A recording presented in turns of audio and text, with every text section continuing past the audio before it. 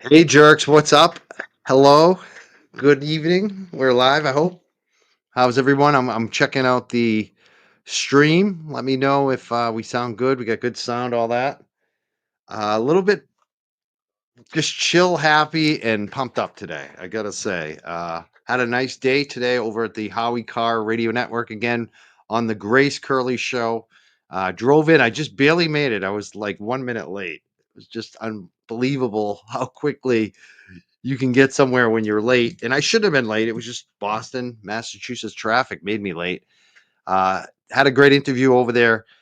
Definitely did discuss a little bit of last night's interview that Grace brought up. But to my surprise, she had some questions about that clip that's gone a little bit viral about what Michael Morrissey had to say about Sandra Birchboy. If you haven't seen it, definitely check it out. I'm going to play a lot more clips at the end of the show tonight and talk much more about that DA's race and about that interview last night, because there's been a lot of talk today about the interview. A lot of people love her. A lot of people have a little criticism on some of the language she used. I'm going to give you my take, everything, my political expertise on what I think about this race and where it's going. I spoke a little bit on the Grace Curley Show. Check out her podcast. She's got a great podcast on iTunes. She's also on Rumble. And you can also watch their video feed as well on the Howie Carr Radio Network. It's also heard on a bunch of New England radio stations all across New England. WRKO 680 AM in Boston. Had a great time today on the Grace Curley Show. I have a great guest tonight. We're going to review a bunch of video. I have so much video to share. We're going to look at the McAlberts. We might even look at a clip from one of the jurors tonight, a couple of the jurors, actually. There's a lot of stuff going on there. There's so much to cover. I love it tonight that I have just one guest who's a YouTuber who I vibe with. I just like her. She's great. She's phenomenal, especially when we're doing this body language stuff. She always makes me feel chill and relaxed. And it's the kind of show we're going to have tonight. We're going to have some fun and celebrate a little bit. She's been on vacation, and people have been missing her on her YouTube channel. You probably know her. Uh, it's at Bianca MMM, at Bianca, as I like to say. But Bianca is phenomenal, and she's been on vacation, so people have been missing her since this verdict came down. So tonight you have her here, and not only that, she delivers. She edited this like special video tonight that we're going to review together. So I'm excited to have her back. If you haven't, make sure you subscribe to her, follow her. We'll put the links in the chat. She's also brought over a poll tonight, which I love. This is phenomenal. She's got a poll for you to answer tonight. So let's listen to the video, and then you can vote on the poll tonight as well. Let's bring her up. Welcome back to the show. Let's hear a lot of love in the chat for our guest tonight. Hey, Bianca, how you doing tonight? Hey everybody, hi Jerks, hi Mike. It's great to see you, great to be back. Thank you so much for having me back. And I am very excited about tonight's show as well. Still very happy and grateful that we had the verdicts that we did. It was very emotional for me. Every time I watched it that day, I cried every single time. It was like, okay, not crying anymore, then crying again. And just very grateful, relieved, and I haven't been really following this week, so I'm excited to see what you guys have to say about the jurors and everything. And this interview for the McAlberts, I did watch and analyze, and I'm very excited to share with you guys some of my comments and see what you guys think as well. So thanks I for can't having wait. me. Yeah, I can't wait. And you must be feeling good too, because you got the verdict, and then you went on this like vacation. You were like hanging out in Disney World, right? Yeah, I was at Disney all week. Like so much fun. It was great. It was my friend's daughter, 7-year-old daughter's birthday. So it was Oh, just me, the mom, and the little girl, and we had like oh, a magical time. she must have loved it. She did. It was great. No stress. Really nice. I'll send you guys some tips later how to do like the perfect Disney vacation. It was really good. We didn't stay at a hotel. We stayed at an Airbnb. The house was big. It had games. We just had a really relaxing time. Very nice. And now we come back and we get to The criminal this justice video system that you has let us provided down. tonight. Did I start that? I didn't mean to It's start that. I just this want is to make how it sure I get. does. Yeah, Yeah. yeah. You won't you I'll let you control it. You would Yes, thank you. but this is, basically I think a lot of people have already seen this. I think it came out, I don't know, I'd say like 5, 6 days ago at least, but it's the McAlberts, they speak out on ABC News 2020 national television, and it's like the first interview where you see all of these Brian Albert especially, we really don't see him ever, and it's just Mhm. fascinating to watch it, and I've been thinking like, one of the shows I'm like, "I gotta get Bianca on just to review these Alberts because this is, stuff just jumped out on me, like, when I was watching it, and John Como, who's a good friend of the show, he's got a little, drama experience and things like that, and he was noting some things he was noticing too. So it just I think that this is, like, fascinating to see them, after the verdict, give this interview. What are your thoughts initially before we start this video, and how do you wanna introduce it? Yeah, so initially the thoughts are, everything they do is very intentional, and even though it in my opinion it wasn't a very smart decision to do this interview, it's very intentional and it's very selfish. The whole message after the interview that I got, it was all about themselves. It's about how it affected their lives, not and another thing is that not once anybody is questioning their initial position regarding Kara Reed after the whole trial, the second trial, after all the testimony, they're not like, you know what? This is a lady that was hanging out with us. Maybe something else happened to him. It wasn't us. Yeah, It wasn't her. Maybe he fell, and after she drove away, nobody saw it. But there is no curiosity. There is no wondering what happened to John. There is no emotion about him. There is no individuality about him as a person. It's always the guy, the man, and it's all about them. There is so much in this video. It's funny because whenever I watch a video like this that is small, maybe 8, 10 minutes, I'm like, oh, that's just the same people sitting that way. There's not going to be anything there to analyze. And like you said, things just started jumping at me, and I'm curious to see what you observed as well, Mike, because I know you like body language.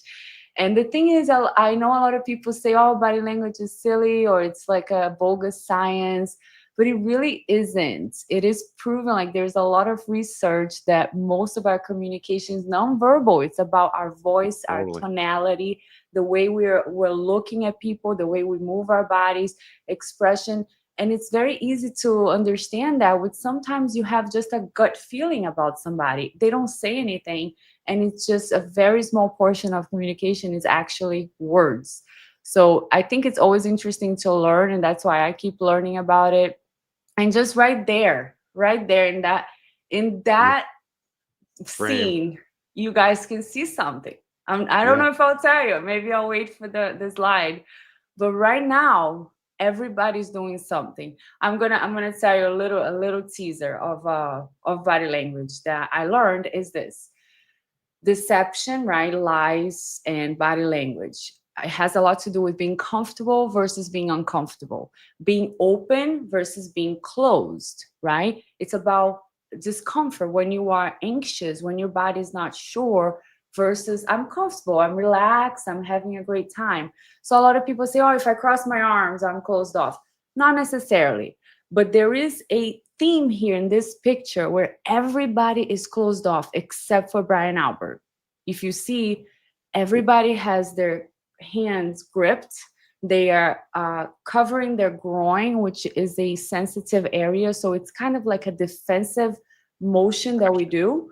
It's subconscious. Nobody said, hey guys, good. let's sit this way and let's cover our groins. It's Right. just the way they're sitting And right then even now. the guy's legs, like, it's like Chris Albert kinda like, yeah, He's like just like his holding feet, there. look at his feet together, Chris Albert's feet together. That's a Yes. bit of Brian Albert, his feet are apart, so Brian that's Albert's open. Legs are yeah, open, feet are open, hands are open. He's very comfortable in this position, which doesn't necessarily mean he's not deceptive or doesn't have anything to hide. It just means he's very comfortable. yeah, And he's in control. there are He's types he of people that are comfortable like that Yeah, in this he's showing his situation. comfort, and he's, used to this type of situation, I'm sure, like high stakes, so he's probably got more control and feels. Yeah, it's interesting. Um, one thing, like you said earlier, for them to even do this to me is just wild. And the thing is, they don't, like you said, they don't show real concern for John, and they also don't seem to show any concern in this about the fact about Hank Brennan, about all the shit that he did in this trial and what the jurors are saying about the evidence and how Hank Brennan, even the holes in the sweatshirt, that whole thing where they basically fabricated evidence again. They fabricate things. They fabricate all kinds of things and they get caught and they never point at the DA. They never point and say, if they really cared like about this situation, they would at least point at the DA and say, they screwed this up. Yeah. Or Michael Proctor. You never hear that from them because they know that they're being, these folks are being backed by them. Like they're all in the same team. So that comes out. You can't kind of dismiss that, in my opinion. Yeah, and even the way the interview is conducted, right? The questions that are being asked, the words that are being used, everything is very intentional. So we're going to see all that and a lot more. We're going to see all that. So I don't want to give it everything in the beginning, but it's very intentional, very robotic. But unfortunately, with body language, you can't hide no matter how many times you practice or whatever you try to do to protect, it comes out, and we will see that today.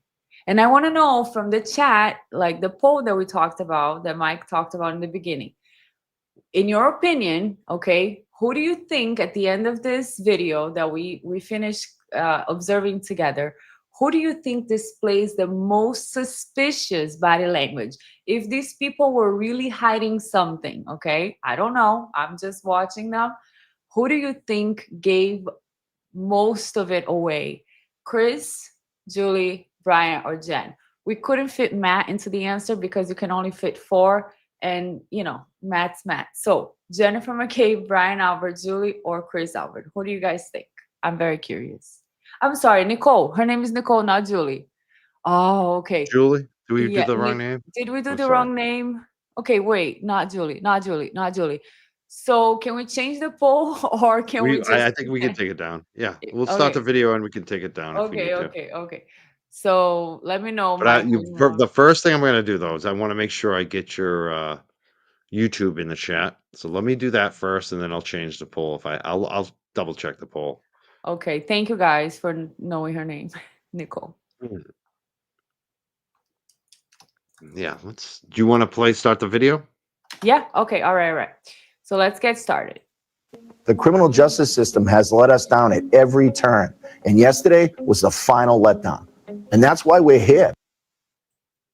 Okay, so here is the first pause we're gonna do, right?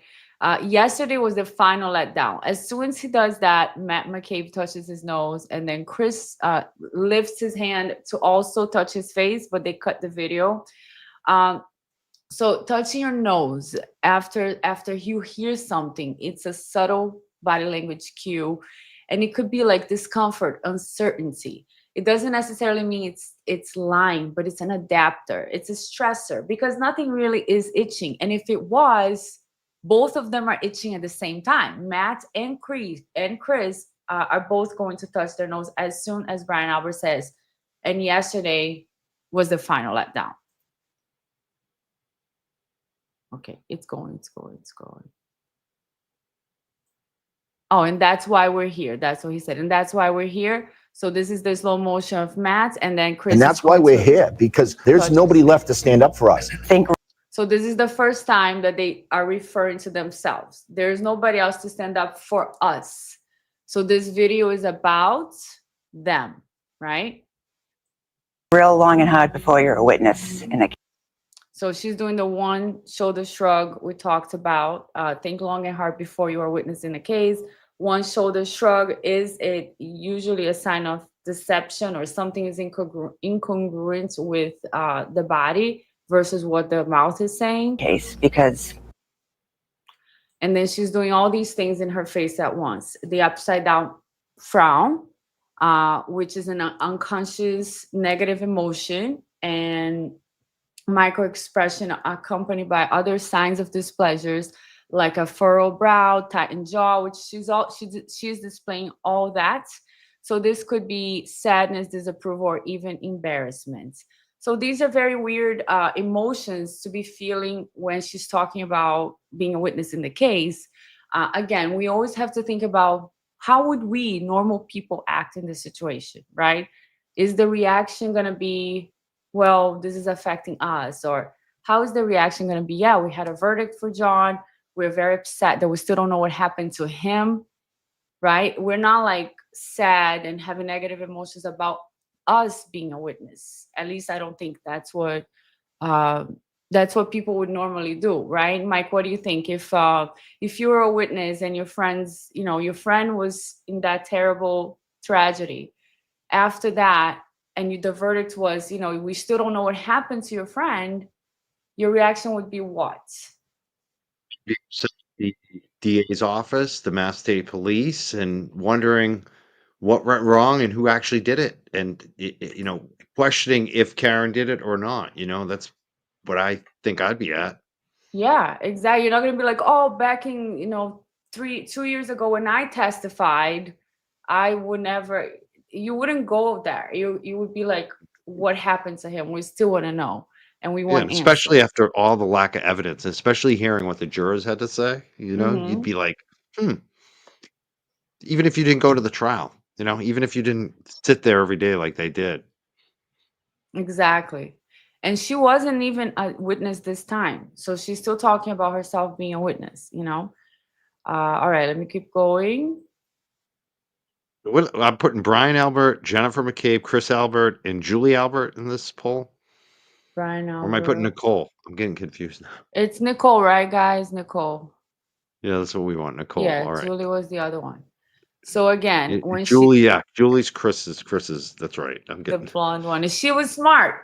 She said, "I don't want to be in the video." I'm Good probably for gonna her. spell Nicole wrong now. Good for her. Don't. So this is Nicole. Let me look up Nicole, make sure I spell her name right. Nicole Albert. Coco. Her name is also Yeah, Coco. yeah, we'll just say Coco. I like Coco. that. Okay, so who is it? Coco, We'll Coco Brian, Albert. Coco. Andrea. Matt McCabe doesn't fit in our answers. His body language is Yeah, outrageously obvious.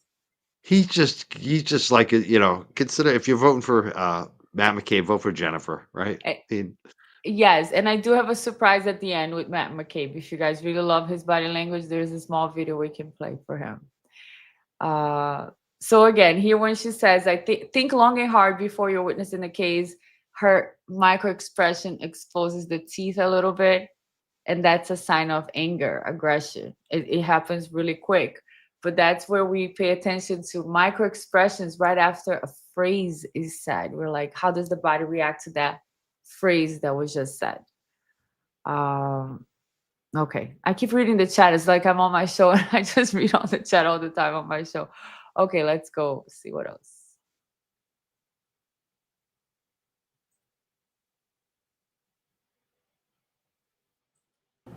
And it's very, very sad.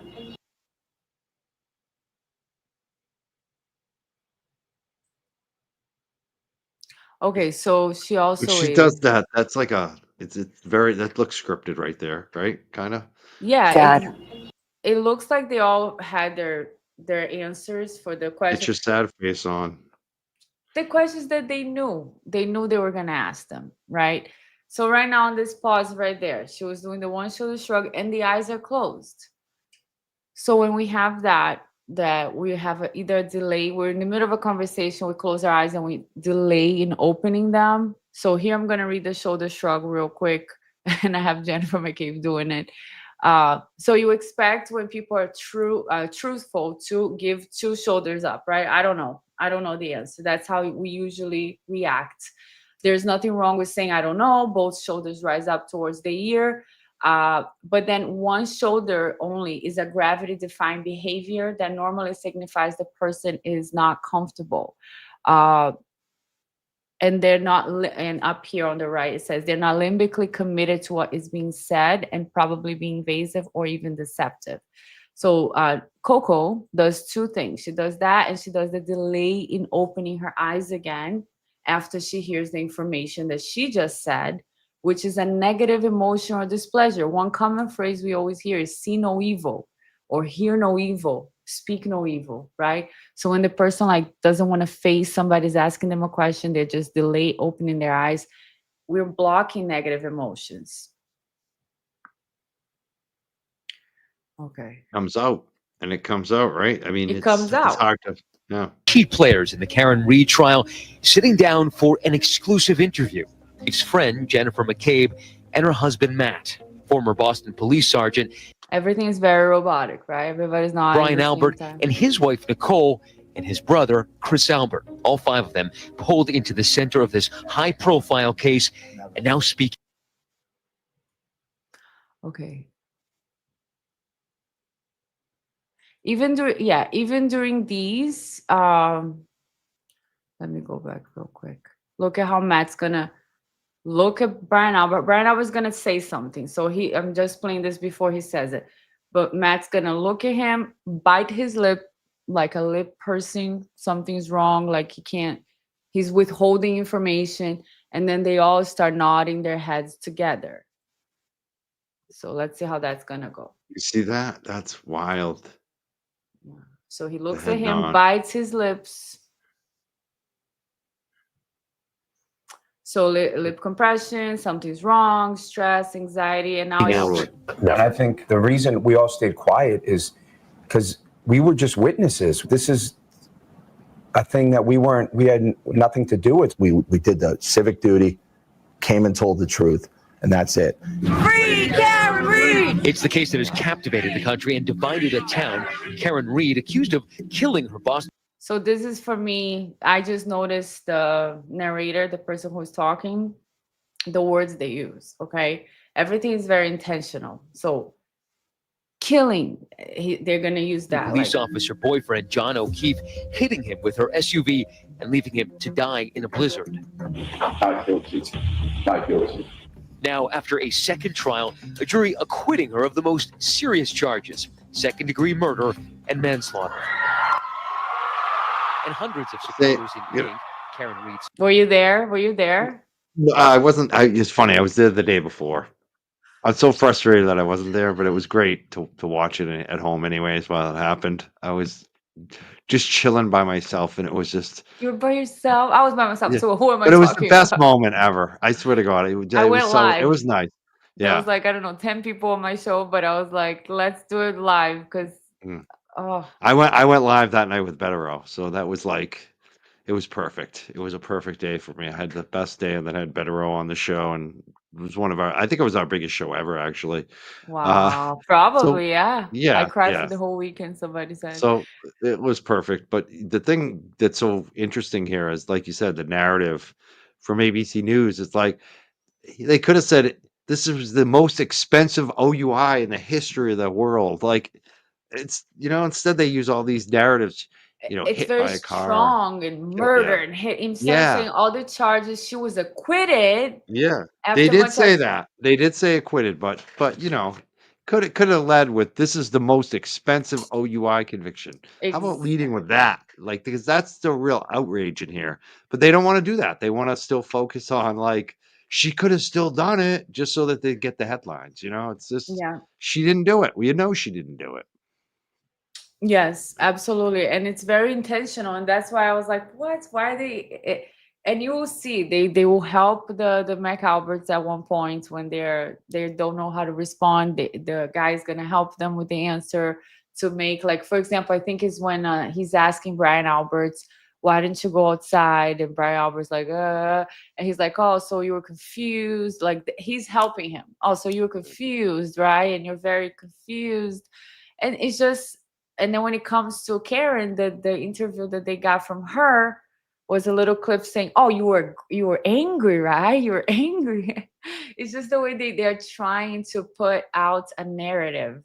And unfortunately for them nowadays, because we have so much information and technology and people watch shows like your show and they're just independent and people like independent media and journalism, people don't get fooled by these narratives anymore because we have the information. We can watch and make our own decision. You don't need to make me feel a certain way.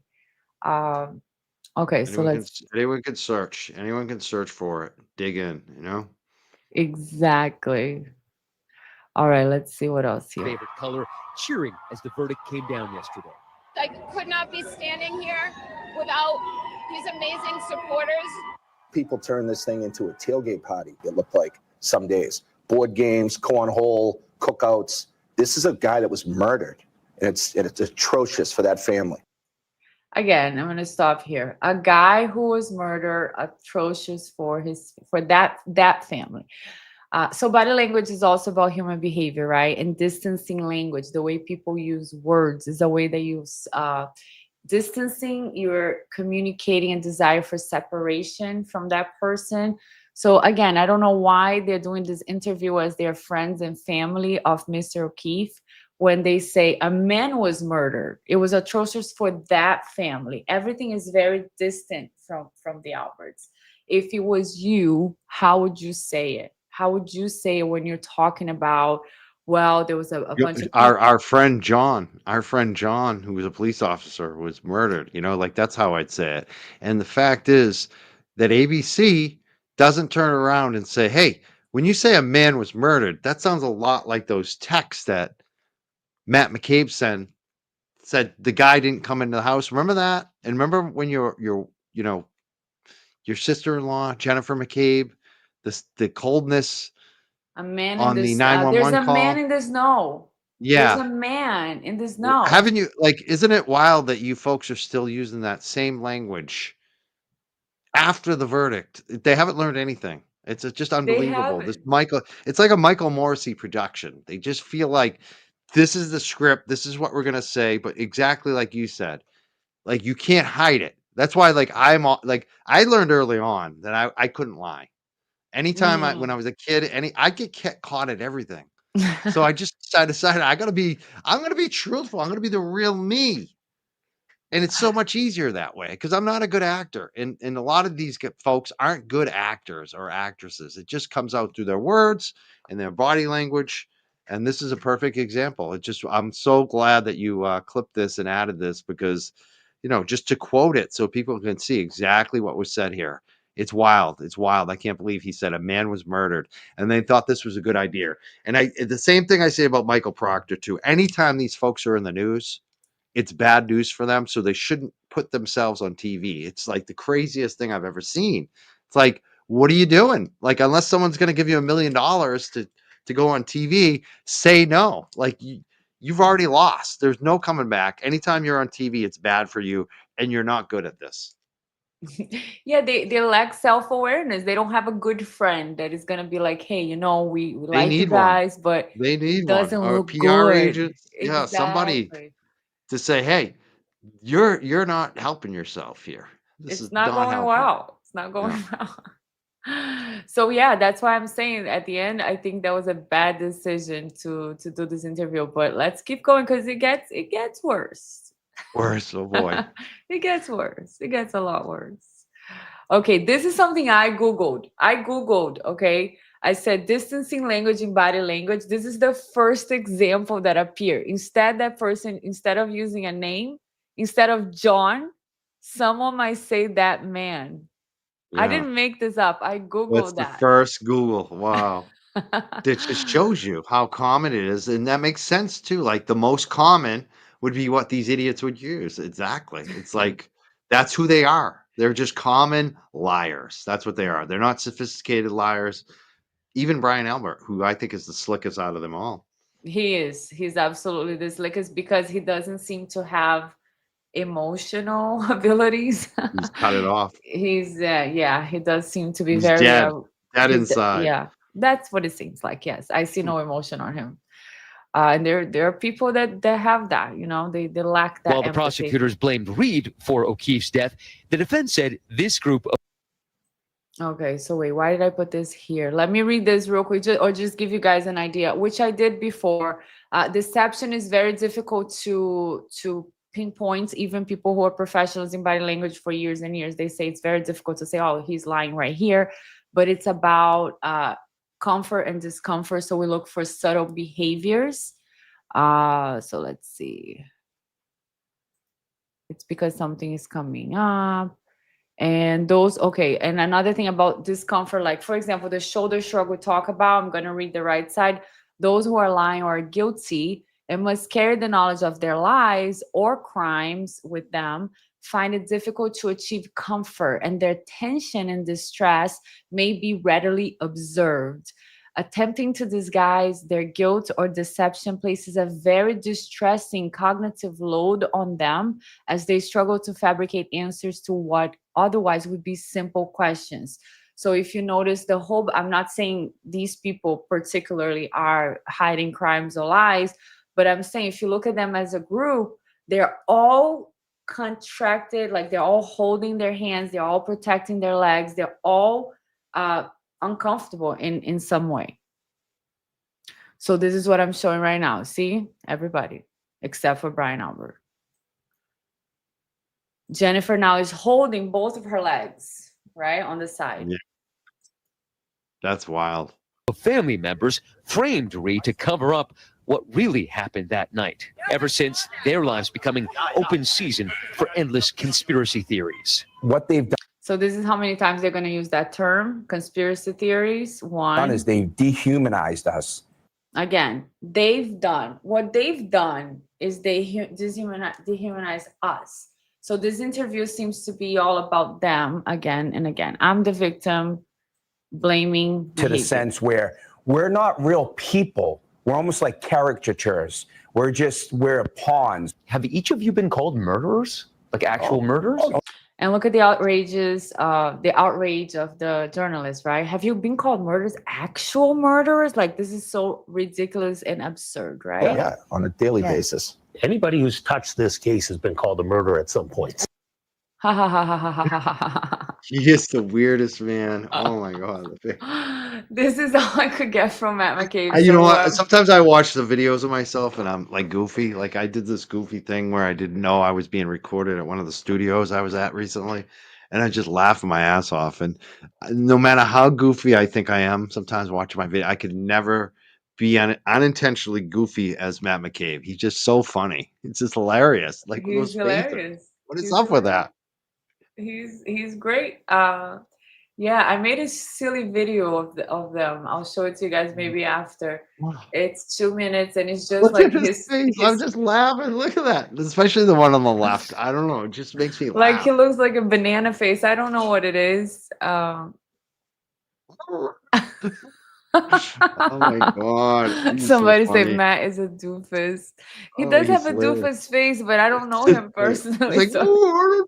Like, ooh, they call us murderers every day. It's not funny, dude. Who would laugh at that? Oh, they call us murderers. Oh, man. I know. Somebody's gonna clip me doing this. Ooh, and then I'm gonna be looking. I'm like waiting for her to go, stop it. Like, you know what I mean? Like, just, oh, because she's the opposite. She's just not like that. She's like, "Arr." Yeah, she's. She's got the, There's nothing evil Weird. here. yeah. Oh my god. Okay, so Matt McCabe did that. Still clasping the hands. Okay. And anyone who's friends with us support cop killers. Okay, so I think I might go back a second. So I want to show you this. Jennifer almost doesn't talk, right? And I think that's also intentional because she does a lot of things with her face. Yeah. But she's gonna do something. She's going to look at Brian Albert. Yeah. Now it's her turn to talk, and he does something interesting, which he does again later. He does like it's almost like he's not. It's almost like a control technique where he's not gonna give you attention. Everybody's craving for his attention. He will look at her like this, and as she's talking, he's not looking at her anymore. It's kind of like he's listening to see if what she says is going to be approved by him later. And she's kind of like seeking approval. I don't know. Check it out. It's going to come now. And anyone who's friends with us support See, he cop doesn't give her killers. the time of the day. And She then, kind of point. See, like her hand goes in his direction too. yeah, like, and she looks at him, Yeah, kind of like wanting she to does. She's have a looking at him right there. Yep. participation. So then you have her seeking approval, not getting it, him listening and judging with no eye contact, because he is judging. You see his face? Oh He's yeah. listening. He's like, let me see what everybody's gonna say. His wife, no eye contact avoidance. So she's looking to the horizon down and protecting her front here. And Chris continues to hold his leg. He's holding his leg, make sure that stays there, which is again a protection, a defensive mechanism. Should we keep going? Yeah, definitely. Okay. Good Coco too. So that's in slower motion. Yeah. Jennifer's kind of inviting After Brian 3+ to years, the the saga conversation. wrapped He's up like, no. yesterday. Reed captured celebrating at dinner with her father, and today seen walking with her attorney, Alan Jackson. I didn't even know I'd be here today, so I had no plans. Meanwhile, O'Keefe's family and friends struggling with the verdict. I'm just sad for John's family and what happened yesterday, and I feel like they didn't get justice So again, she's looking down and she's saying that, right? I'm sad for John's family. It doesn't look like they got justice. Okay. for him, and our Yeah, that lives is just so changed. weird. Can you stop it right there. Mm-hmm. Like that is something that you would just look right at the camera. You know what I mean? I don't see why, or right at the interviewer. Yeah, but Either they're way, not. They're like why are you looking down saying that? That's very suspicious. not comfortable. Now, look, when Brian says things, he looks right at you because he's like a robot. Yeah, But they can't because she seems to they're not be, practicing it. yeah, like no matter how much practice you get, her body, she's still holding her hands. But we'll see a lot more from her in I was this. airy when she said that. That was just, You felt something like yeah. Like I didn't felt go like it well. wasn't honest. It was like I don't know. I don't know why you'd have your eyes closed looking down. Like this is weird. Hmm. No other, and, no other explanation to me. Like I'm buying into this. I do buy into this body language stuff. No, and everybody else, like they're talking about John's family and John not getting the justice, right? Look at that. Everybody else, Chris is looking down, like just Yeah, no particular emotion. Brian's completely emotionless. Like he has nothing going on, and it's like Jen and Matt are checking to see how she's doing. yes. It's not And like Chris, they're Chris, feeling. and Chris is looking off into space. Like Yeah, look at he's just Chris like too. like shot like when you go through something and you just like stare into space, and they're gonna have this reaction, a lot of them, like Chris has right now, like Mm. pause, because it's her turn, and then Jen and Matt are just like checking her, like how is she doing. And Brian continues with his position when he doesn't look at anybody, but he's kind of like judging behind the scenes. I don't know what he does when the doors close at home. But it's very scary. It is. Let me see. forever. Why speak out now after the verdict? We took what we thought was the high road. Right. Let the court do its job.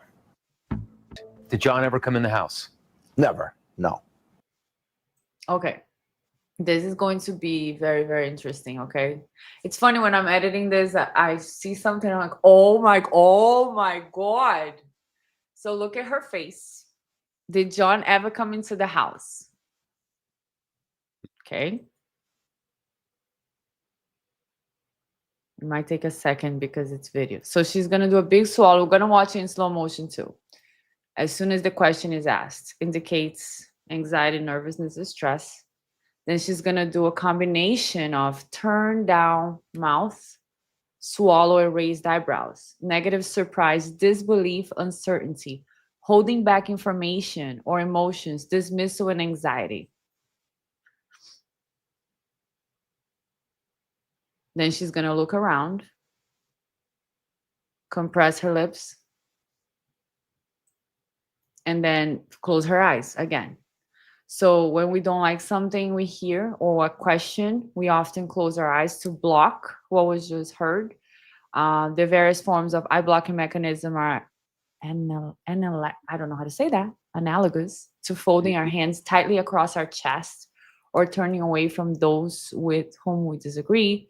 These blocking displays are performed subconsciously and occur often, especially during a formal interview, and are usually related to a specific topic. Did John ever come into the house? Is the topic. Eyelid flutter is also observed at times when a particular subject causes distress.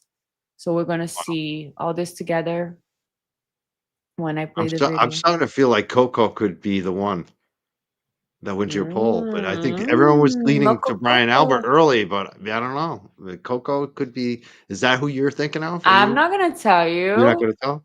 I'm feeling Coco right now. I'm feeling like she's giving us the most. Nicole Albert is giving us the most signs in this. Like So I if really any, hadn't. I had watched like 2 seconds of this. I wasn't even sure if it was Julie or Nicole in it because I hadn't seen enough. All I'd seen is clips really of Brian Albert. So this is the first time I'm actually seeing like anybody else besides Brian really in it. So this is right?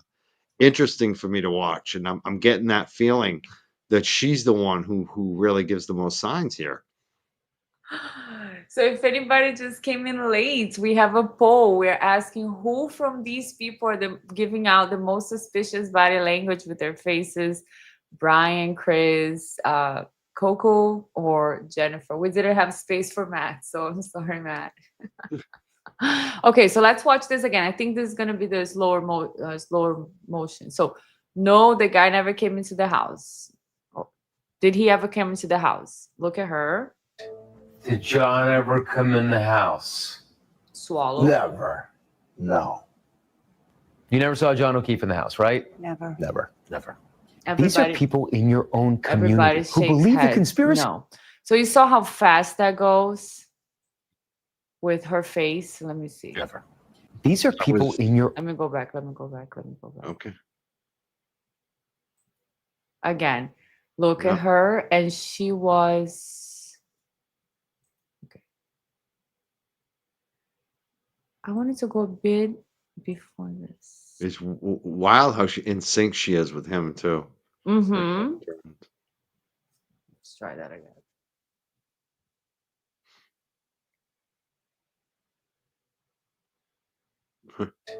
Did John ever come in the house? Never. No. You never saw John O'Keefe in the house, right? Never. Never. Never. These are people in your own community who believe the conspiracy theories, who believe that there were other law enforcement Conspiracy officials and again. agents involved in this. Why is it people in your own community who Oh, you believe these counted. conspiracy theories? Conspiracy number 3. You do realize for this conspiracy to be Conspiracy number 4. true, it would take 30 to 50 people. You'd have No, not really. Not right? really. Not really. Yeah. I know this is gonna be a script that he has prepared. Oh, you need the firefighters, you need the EMT, you need this person, but not really, because if the body was found in the snow, just whoever put the body in the snow would have to know, and then maybe the investigator who won't ask many questions, but that's all. Nobody knows for a fact that it was somebody else, right, Mike? Absolutely. And You don't need the whole town. You don't need the whole town. You just need a couple key people, and anything like that. And especially when you know everybody too. People who know each other want to give each other the benefit of the doubt, even subconsciously. So it doesn't mean everyone has to be in on it. It's just, do you want to think as your friend is doing something horrible? You don't want to think that, So a lot of times when we have friends or acquaintances or people we work with and they do horrible things that we find out, we can't believe it, especially if we Right. like that person. You're like, I would have never expected. I like that person, and sometimes it's hard. Sometimes people will be in total denial about it, because they have feelings for the person. So yeah, it doesn't need to be everybody in on it. You just need a couple key people, and you just need people to like you too. That goes a long way. Yeah, and you can see from Michael Proctor's texts the next day, right, with his friends. They're like, oh, the owner of the house is not gonna catch any shit, or no, the Yeah, owner of the house is gonna catch some shit, right? And he's like, oh no, the owner of the house is a Boston cop too. exactly. So he He's- wasn't necessarily saying, oh, I saw him do this and I'm covering Yeah, up. He just no, said he's not gonna catch any trouble. Like he's a cop, yeah. you know. And all other cops generally are gonna give other cops the benefit of the doubt. There is a thin blue line too on top of it. So Yeah. not only is there a bias, there's also the thin blue line. So let's be clear. Even people who aren't in on it, even people, it's tough to be a whistleblower in law enforcement. We know this. Mm-hmm. So a lot of The people be- like see you said see no evil, hear no evil. That's how a lot of cops are with other cop corruption. The good cops, mhm. the good cops who aren't in on it, they don't want to see it though, because if they see it, then they have a pay of conscience. They have to make a decision, and if they go against their brothers in blue, They their get in career's trouble. over. Yeah. Yeah, and sometimes they'll frame them up, and sometimes you don't get backup, when you need it. There's all kinds of little ways. You lose a promotion, you never get beyond patrolman. It's so funny how many law enforcement I've talked to in the last couple of years, current and former law enforcement, and one of the local patrolmen that he's retired now, that I've talked to a few times. He made a great observation that I never thought of, is that like a lot of lifetime patrolmen are guys that weren't corrupt. That's why they stayed as just a patrolman, didn't get to become detective or Right. sergeant or lieutenant or chief, because they didn't go along with the system. So they never got that promotion. Yeah. Happens a lot. No, it happens, and I know we don't like to believe it, but like you can see that when we hear somebody like Officer Diva come in and testify, and Yeah. it's so obvious that she was swayed another way. It's so obvious, right, with her, and then That's a you're big like, question on wow. why too. That's a question that we still don't know. I hope it comes out in some of the interviews, because it's like, what actually happened there? How did who told her that her original, info was Statement wrong to or make her her change? Yeah, memory, his yeah, memory or was yeah. false. How did she get to that false memory? I that's still something that hasn't really been explained. It was a Like who false prompted memory. her? Who prompted her to come up with that false memory? That's the big question. I heard somewhere. I think they're gonna make a movie out of this, right? Oh yes, came out today that there's gonna be a lot of movies, I guarantee you. There's a lot of documentaries, there's competing documentaries, and today it came out that Yannetti and Karen Reed, I believe, have signed a deal with like a major movie production company on a book. Wow. I didn't even see what book it is, but it sounds like it's gonna be like a Hollywood movie. Like this is not gonna be a Yeah. documentary. Might be like more of like a Hollywood acting movie, but It I'd should be expect so all of it. long. I mean, how are you going to tell Yeah. this story in a movie? You Yeah, can't. there's gonna be I think there's gonna be, like, 15 movies. Like, and it's gonna be, like, 10 books and, Netflix series, 5 yeah, it's gonna seasons. be going on for decades.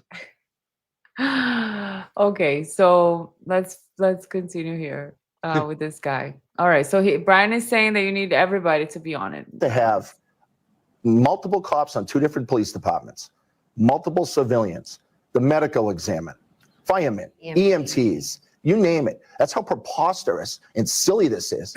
And great question. I don't understand how people bought this. Brian Albert says he and It's kind of like he's used to gaslighting people, right? Yeah. How do you buy such thing? Like, great question Yeah. from you. Great question that I told you to ask me 5 minutes ago. Just very, very When he rehearsed. says great question, I think of somebody on trial right now named P. Diddy, who the other day said, "Judge, you're doing a great job."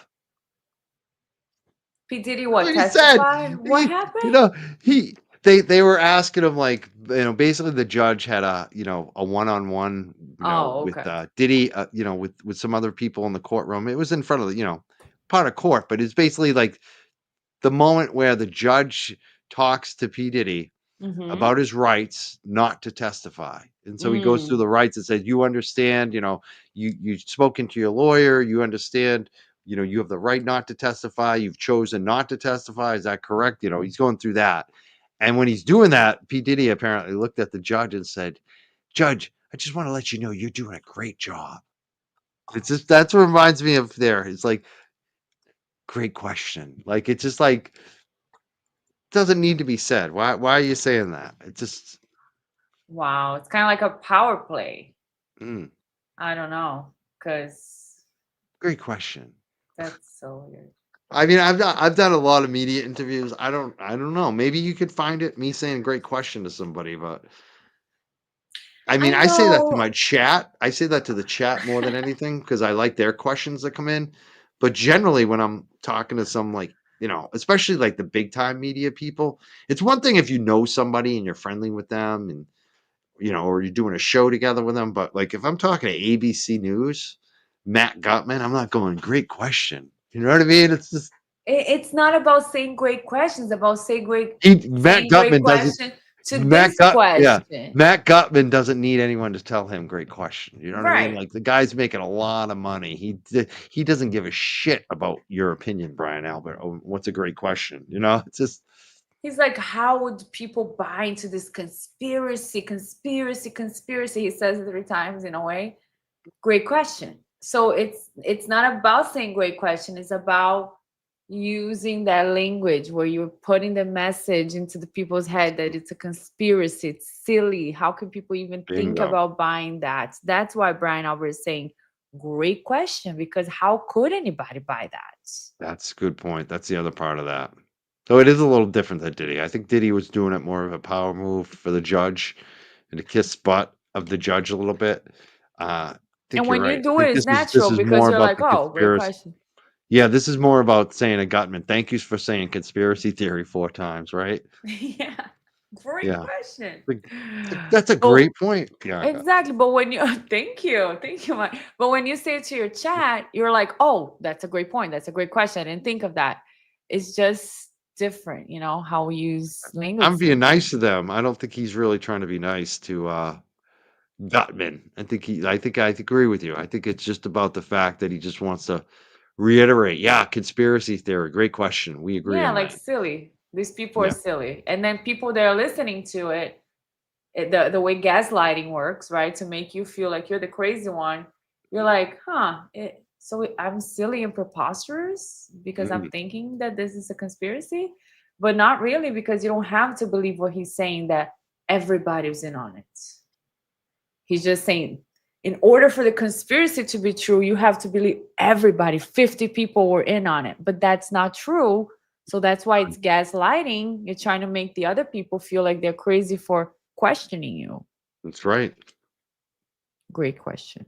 And Let's I'm pretty go. sure. I'm Nicole. pretty sure. Oh, sorry. I just No, was. no, no, I'm no. I'm pretty sorry. sure Brian Albert probably went to college. Okay. I went to. I graduated. I got a 4-year degree. I think Brian Albert got a 4-year degree. I need to find that out actually. But I mean, one of the classes we took was Logic 101. Mm.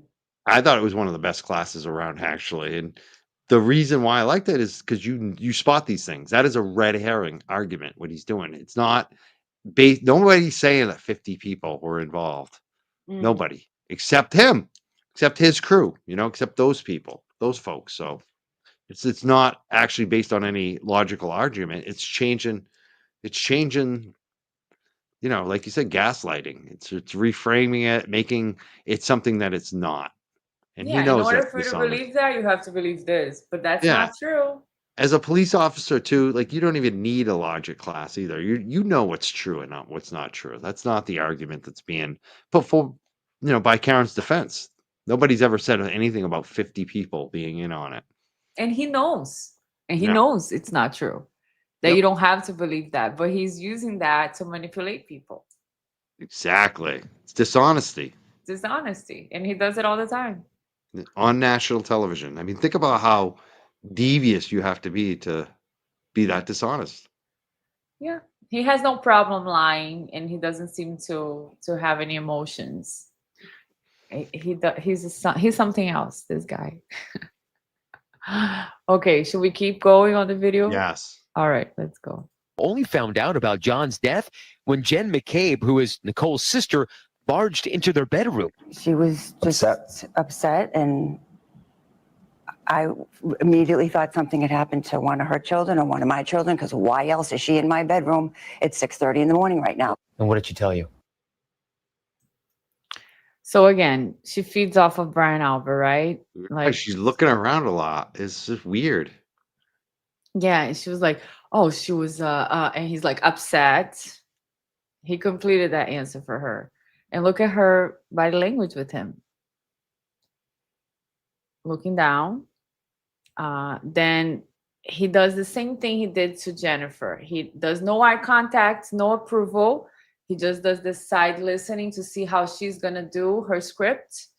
And then she has this weird, like, one side of the mouth nervousness thing coming up, which could be insincerity, sarcasm, but even deception. On the other thing, when I was reading about deception, when one side of the mouth comes up or something is incongruent, because they're talking about Jennifer barging into the bedroom, right?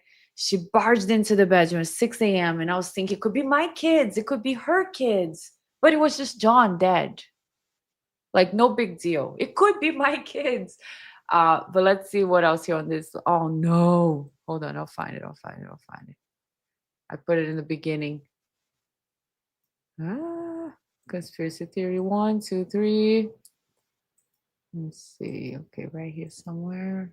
Let's see. Children, because why else is she in my bedroom at 6:30 in the morning right now? And what did she tell you?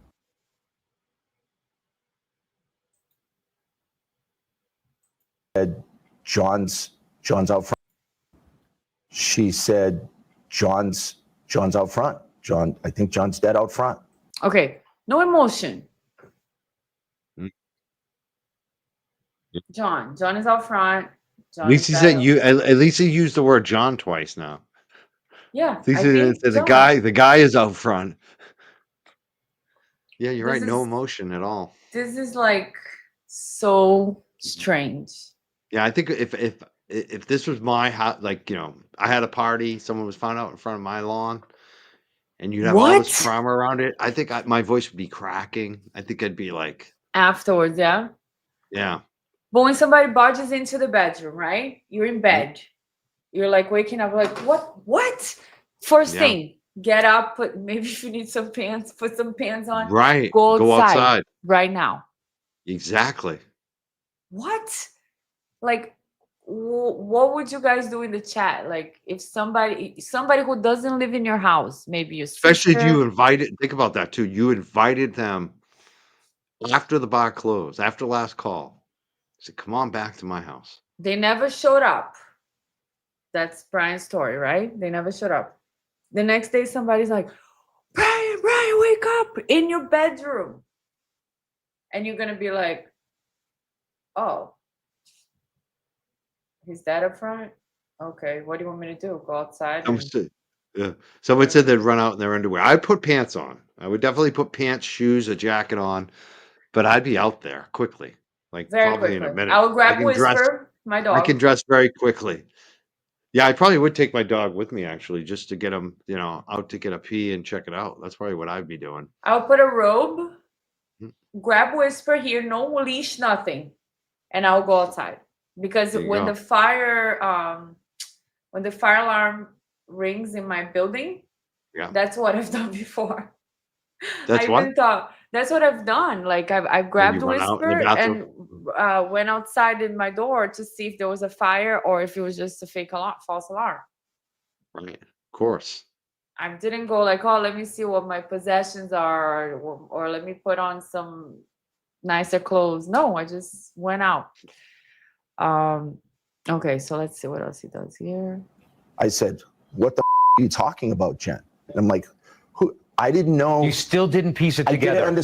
So see, Brian Albert has no emotion. What the beep are you talking about, Jennifer? So the guy's helping him here. Oh, so you didn't piece everything together. You were confused. Yeah. Because it's not normal. The first thing he says is, I didn't know. Like, why is he being defensive like that? It seems kind of defensive. Like, I didn't know. What didn't you know? Like, what? Why not just go outside? Why not? What did he say? It seems like immediately being defensive. Yeah, what didn't he know? Let me go back a few seconds because I missed that.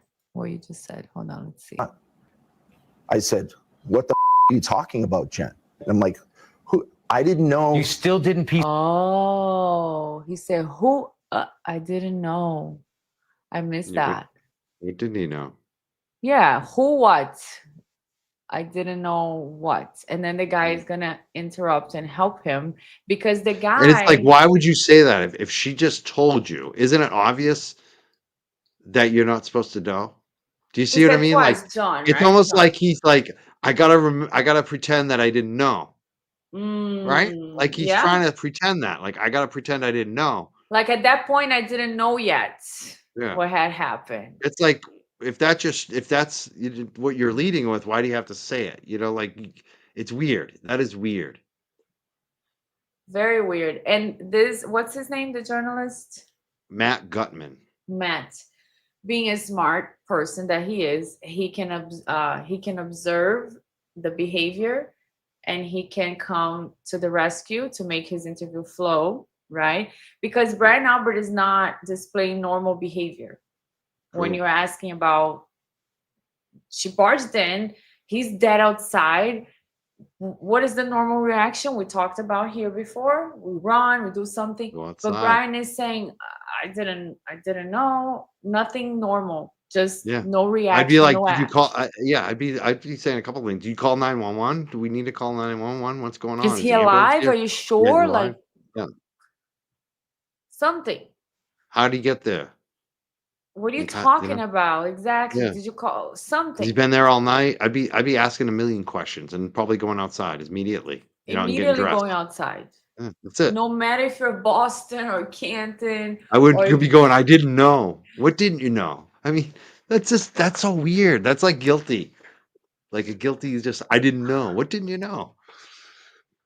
Amanda Rella says, I love how Bianca can keep a straight face when Matt speaks. I just start laughing. So, anyways, Matt here, this Matt is helping to minimize. I didn't understand what she was talking about because why would John be out front of my house? So Again. There we go. See, that's one actually reasonable question I would have asked. So that Right. seems more reasonable.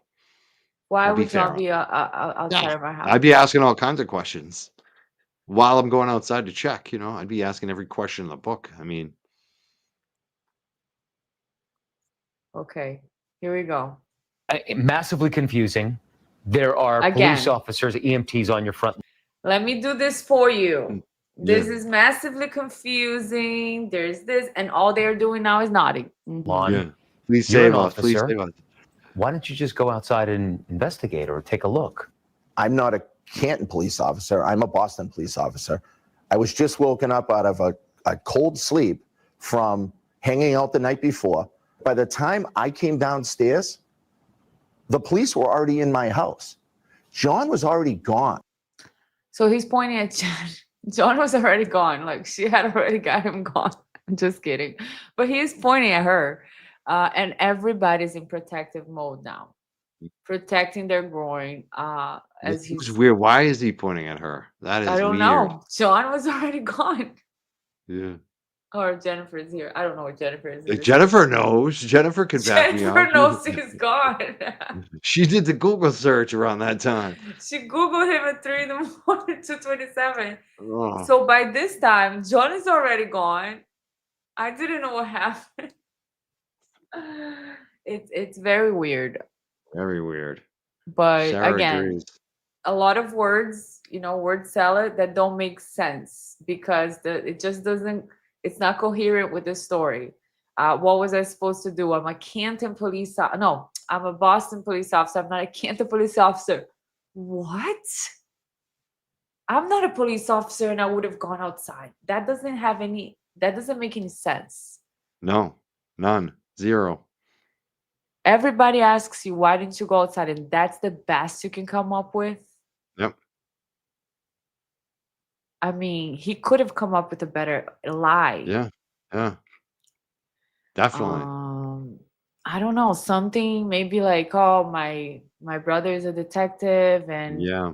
and we had an issue, or I don't know, like my brother's a detective. I texted him, he said don't go outside. Or like, yeah, the first thing I did was call my brother. He said, don't go. I don't know. Yeah. Something more normal. I mean, you would go outside because it's your property. Right away. I mean, it doesn't. like it's one thing if you insert yourself where there is a conflict of interest, but this is your property, so you have an interest. Do you know what I mean? Like you own the property he's found on. You have an interest in this. There's no you can't be conflicted. Like it's like so it's weird. Definitely weird. And another thing that I'm not clear on, because this I don't remember. Brian is saying when Jennifer woke them up that John was no longer there, that they had already taken him, that the cops were inside his house. Yeah. I don't remember any of that because I remember when Jen arrived, she had Yep. Carrie and Karen, Yeah. and they were calling 911 outside. That's so right. that would be a perfect time for Brian to come out, to Yeah. knock there. Brian, John is here in the snow. Can you please come check if he's alive? We don't know. We don't know how to do CPR. So I don't understand. You know, this is a huge red flag. Totally. Huge red flag. Without a doubt. So let's see. Mm-mm. I love how you say they're protecting the groin. Their groins. That's what they do. It's so weird. So this we saw already. The whole interview was gaslighting. They think, okay. Oh, look who's here. Chloe. Hi, Chloe. Hope you're okay, honey. Sorry, it's not your fault. It's your parents' fault. There She's was cute. nobody to save. I would have taken a bullet for John O'Keefe because he was a fellow cop. That's the most ridiculous question. So because he was a fellow cop and he was the flow of that sentence was to continue, right? I would have taken a bullet for John O'Keefe because he was a fellow cop. He was a great guy. He was a hero. Everybody knew. He took his sister's Exactly. kids. Like John was an important, precious guy. We all love John, but no, No, he back. wanted to get to that other part, which he didn't really. He was using that like it's a scripted part. He wanted to get to that's a ridiculous question. That's what he emphasized right there in that whole string. He emphasized that's a ridiculous question over John O'Keefe, if you listen to his tone there. So it's like when I'm presenting something, if I want to emphasize something, I raise my tone on it. And that's what he did on that one. Yeah. He emphasized that's a ridiculous question. And It wasn't how it so much he affects had this. Yeah, the him. strongest wasn't for John O'Keefe. Right. It all goes back to them, how it Yep. affects them. It's not Exactly. about John O'Keefe. It's not about him being a fellow cop. So what that does is that takes away from his sentence. Because like I said, we talk, it's nonverbal. But when he's saying, I would have taken a bullet for John, is a robot because he was a fellow cop, and that's a ridiculous question. So what he really means, like you said, is when he's emphasizing. The rest is just fluff so that people will believe him, because he has done this successfully in his life. One thing that the behavioral panel, they always say, they do body language, they always say the organism does what the organism has been successful doing all their lives. So people who are natural manipulators, who are used to controlling other people, gaslighting, making people believe them when they're just saying word salad, a bunch of things that don't make sense, they have done that, and it has been successful for them. And usually they stay behind the scenes. Nobody catches them. They're not on an interview. We're not dissecting their body language. And the people around them, they're under control, and they suffer because they don't really understand they're being manipulated, clearly. So when we see it happening like here, for us, it's easier to point it out. But for the people who are living in the control, and I'm not saying there's different degrees here, it must be very difficult. It must be very difficult to even get out one day, if that's all you know.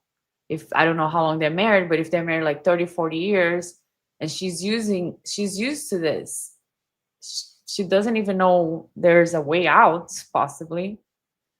I'm not saying he's in this situation, but generally speaking, when people are in these situations with manipulators. Definitely. No doubt about it. Okay, let me press play. That people always ask, it makes zero sense. What am I supposed to do? Run out front in my underwear and start running yellow tape around the fire hydrant? Over the 911. So very inappropriate. Very inappropriate because this is a serious matter. We really want to know why he didn't help John. Everybody wants to know that. And the fact that he used his underwear there, like, no, nobody wants to see that ever. Yeah. But like, just And inappropriate. he inflates things too, because there's been a lot of criticism of the Canton police for not doing the yellow tape, for not securing the scene. So he's basically again doing like logical fallacies, mixing 2 points and making you think like people have accused him of not running out, and nobody asked him to do that. Nobody suggested on any side, nobody suggested that he would run yellow tape. What people suggested is that he would probably go out and take a look and see what's going on, maybe That's talk all. to the cops and say, "Hey, how's John? What happened? How did he get here? Who did it? Like, did he fall?" You just find out, right? Like anything else. Like Yeah, take a something look. happens if there was a crazy guy out in front of my house one night. Me and the neighbor, we were both watching it. We just watched it the entire time, and it got so so wild. We felt bad for the guy.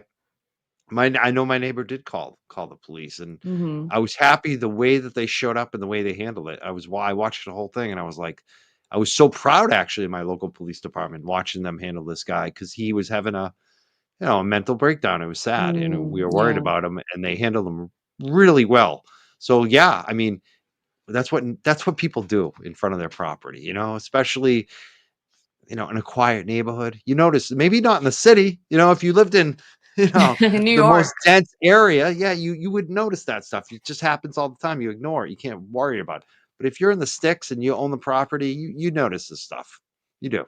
Yeah, I had Suburbs, a you notice it. guy in my building, just he would go into every window like this. Yeah. And he does have mental problems as well. Because Yeah. I asked the association, I'm like, I'm gonna call the cops. There's like a guy, he just goes into everybody's windows like this, and he walks around the building. And they're like, oh no, he has mental issues, and we are aware, we are handling the situation. I'm like, okay, but it's normal. Just nobody asked him to go outside in his underwear to put No. yellow tape. That is a Yeah, ridiculous. that's That is a insane. ridiculous position. Just That's go outside and see what happened. What's going it, on? it's again dishonest. It's a lot of Offer dishonest. help. That's like a red herring again. Offer help. Even little things that happen in the dog park. Like I go to the dog park all the time, and I always say, "Oh, I have a if somebody gets hurt, I have a pet kit. Like I have. Do you need a Band-Aid? Do you need First Advil? aid. Like Yeah. yeah, first aid. Like you just offer to help. That's what people do. Exactly. And if you're a sergeant, we expect so much more from you. You're there Yeah. to It's called protect and being a good serve. neighbor. Yeah. Good neighbor. Yep. What am I supposed to do? Go outside my underwear, run out tape? Ridiculous. Nobody gave him any like self-awareness course. Just I don't know who is buying this. Only his family. His family are like, wow, you're doing so great, Brian. And that's it. Okay, so Like you somebody said, said, sarcastic too. Yeah, not appropriate. Not at all. None of it is. yeah, some people are saying narcissist is sociopath, no empathy. Mm. Okay, should we keep going? Yeah, definitely. Love it. This is What was 911 yours? call for. Does a man pass out in the snow? Hello? But what raised eyebrows There's a man. There's a man passed out in the snow.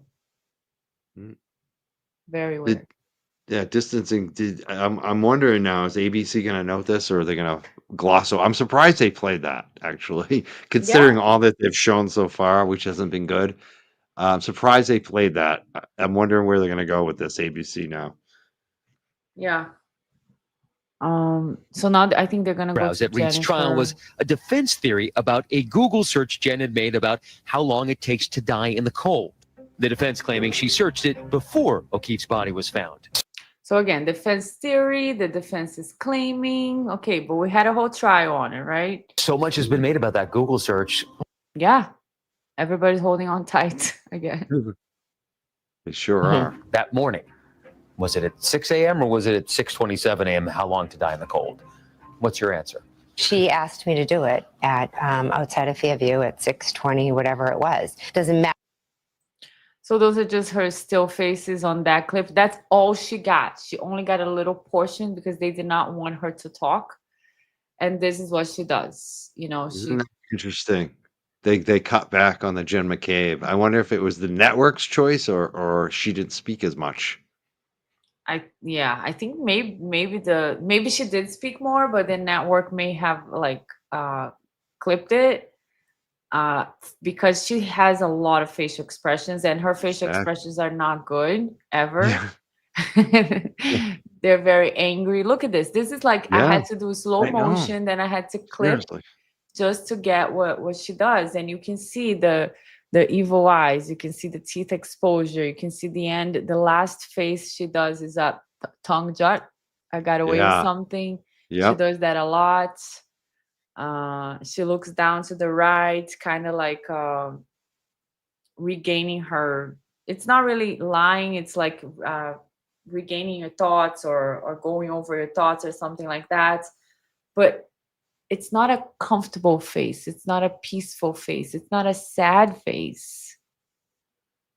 Her faces are displaying, you know, anger, what she has displayed since the beginning. And this is her with her new persona now, with her softer version. Yes. Which is still pretty hard. Bites her lips in anger and defiance, somebody said. Yeah, she does the lip compression again. Something is wrong. And this happens very fast because they just got rid of her right away. Yeah. No doubt about it. Okay. I think getting also I love these screen captures. The many faces of Jennifer McCabe. Yes. Oh, I have Oh so my many. God. And that's a little bit in slower motion. I want to know who they're going to have play Jennifer McCabe. It's got to be like a really good actress if this is a made for TV type, movie or a big screen movie. They got to really pick the right actress for her. I can't think of anyone. They should hire her. Play No matter herself. how much I say about it, people will not believe it. The group also hoping to Aw. clear up rumors regarding the Alberts dog, Chloe, who had been rehomed after the incident. Cute. The She's defense still claimed alive, the dog that's was good. involved in O'Keefe's death. Those wounds were inflicted as the result of a dog attack. Those marks are from teeth. They've known for 2 years where Chloe is. The state shared it with them. So if they wanted to take DNA evidence from Chloe the dog and match it to possible DNA evidence on John O'Keefe, they could have matched it. Absolutely. But now with the trial behind them, they say they're still faced with threats against them and their families, but hope to continue calling this community their home. You get Let's down, cry. you get depressed, and but this is the town we grew up in. We didn't do anything wrong. We all contributed to our town. We love our town. Why should we have to go anywhere? Aw. Don't you feel bad for them? That's it. That's it for the. That's it. Poor Brian Chris Albert. Albert. Chris Albert did not look good in that. With his legs, his feet together, and the bags under his eyes. It's like, wow. His wife's not even there. His wife's like, you do His it. wife's not there. I'm done with you. I'm That done. was just the whole thing was pretty wild to see that. If I had to vote, Yes. I would go Coco number one. I would probably go I don't know. I might even go Brian Albert because Brian Albert he's so icy, like you said. I would probably pick him number two, but I'd say his wife, Coco. She would be number one, the number one tell. I think she gives out the most. And now I'm interested to see what the poll results are. Yeah, that's what I was gonna ask you. People are asking in your chat, where's the poll? They don't have so we're On my streaming, I should chat? say. Yeah, we're streaming on both Bianca's channel and the Young Jerks. The polls in the Young Jerks channel. I don't want anyone to leave Bianca's stream. I don't even know haven't- we're on we have a chat on my channel. This is my chat? Yeah. What? Yeah, well, some of them they're mixed. Yeah. Oh, Yeah, okay. some of them are yours, some of them mine. And so, basically, when it's streaming on your channel, Uh-huh.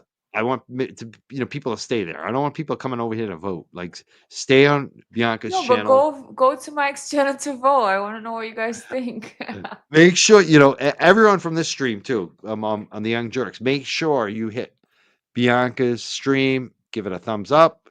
Make sure you subscribe and follow her, please. It's pinned in the top of the chat. Please, guys, I need the support. Otherwise, I'm gonna give up on this. Yeah. Too thick. Don't. We don't want that. We're gonna make sure you don't. 60% Brian Albert right now is winning the poll. Wow. Let's see who is in second place. Second place is close. It's Jennifer. Not so Coco. Coco Albert is in second place with 18%. Jennifer McCabe is right behind with 16%, and Chris Albert at 5%. So Brian Wow. Albert, Brian Albert. People feel like He's the one that was he most suspicious. Okay, that's interesting. You didn't great. suspect that, did you? I expected everybody to think Brian Albert up front. Once I watched the interview, True. I thought Coco was the one giving off the most signs, suspicious signs, Right. because she did when they asked did John go into the house, her lips frowned, like she did a lot with That's her right. face. She looked around and lip compression, something's wrong. But Brian Albert could be the winner because Brian Albert shows no emotion. By showing no emotion, he shows signs of, certain personality types that people have noted in the chat. Yeah. And there is no wrong answer. But that was Yeah. just for me interesting when I saw that part where did John go into the house, where Coco's face was, to me, very telling. Yeah, I wonder if it hasn't changed over the time frame that we've played it. But it's over 1,700 votes here on it, which is Wow. pretty cool too. And I gotta say, I think Brian Albert does kind of stand out because he's different than the others. Do you know what I'm saying? And like you said, you could feel like he's the leader. You can feel it. So it's interesting. But I think him and his wife are the top 2 vote getters. So There there you you go. go. Number That 1 and helps. 2. But that's a great point, Mike. That's a great point because he's different than others. That is a great Yeah. point. Yeah. Then that always stands out, right? When you're different than others, that's sometimes it's a good thing, sometimes it's not, Yeah, because human behavior, everybody's feeling a certain way. In this context, they're all feeling restrained, nervous, protective. But then you got Brian Albert there, like, yeah, he did it. Yeah, I didn't go outside. Yeah, the guy didn't go into the house, and nothing phases him. I would have taken a bullet for him. Everything he says is the same expression. The same Yep. expression. Please don't comment in caps. Okay, so I was gonna ask you, Mike, if you want to play a silly video. It's like Which video? Do we have another video here? 2 minutes. It's an older video, but it's from the McCrabe's. Okay. I'll send you in the private chat. Oh yeah. It's like a little song and just Matt's faces and Jennifer McCabe's faces. It's 2 minutes. Let me find it here. Yes, guys, everybody everybody hit the like button and the subscribe on both our channels, please, and leave a comment to help the algorithm. Is it up there now? No. Do you want me to do it? No, I'll get it up. Okay. Oh, I see. Hold on. Oh, could be. No, that's not it. I'm sorry. Is it? Oh no, I think it is it. Okay. We're on video? No, that's it. The McCrabe's, but it's no volume. I'm sorry. I started over. What's that? Put a volume. Oh, the volume's off. See, I can hear the volume. That's why I Oh, couldn't hear you you. can? Yeah. Let me make sure that it's on though. Shock and horror. I know. Sometimes Sometimes it's the computer changes. sometimes the YouTube's been having issues with StreamYard, but it seemed like it was playing. Hold on. Let's try it again. I'll just re-jump it again. Okay. Yes. Sometimes that works. You know if you do anything. There's nothing evil here. Was I asked what she said? They're in shock and horror. Of shock. I was in a state of shock. While you did that, sir, Julie Nagel never said what was that. Did she? Julie say that? She never said she had seen a black. Are you hearing that, Bianca? Yeah, just lower the volume a little bit on the video. Wow. Say that again. Lower the volume just a little bit on the Lower. video. Mhm. Okay. It's loud now, huh? Yeah, like in the middle. Actually, I'll do it this way. Hold on. There's 2 ways to do it. Yeah, sometimes it gets too distorted if you turn it up too much, I notice. Oh. So I think this all right, we'll start it over. There we go. It's really silly though. There's nothing evil here. Robert's number. Was I asked what she said? They're in shock and horror. Of shock. I was in a state of shock. While you did that, sir, Julie Nagel never said what was that. Did she? Julie say that. She never said she had seen a black object, correct? I did not hear her say that. The blob. It's terrifying when you go through an experience and you're in shock, and her hysterical. So there's a bit of a hysterical scene telling you, I said the taillight was cracked. This is another example of him screwing up your words. Correct? You'd have to ask Trooper Proctor. No, absolutely not. They're in shock and horror. Do not recall deleting any phone calls at all. I would have no reason to delete anything. The Jeep was right there. From the edge of the driveway, right there. I believe it was a 2-door Jeep. Okay, it looks like a part of the Jeep would have been blocking the driveway. No, where the mailbox is, the Jeep was right there. It was not blocking the driveway. The two of us had all this information that just kept coming back to us and back to us. And it was... As evidence revealed itself,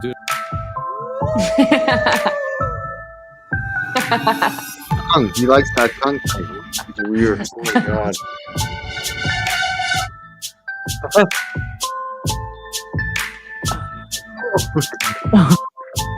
Maddie.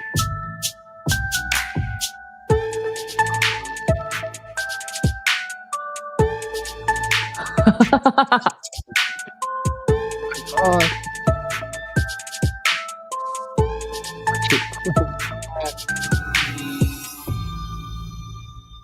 Wow, that is wild. Make sure you hit that subscribe button on your channel.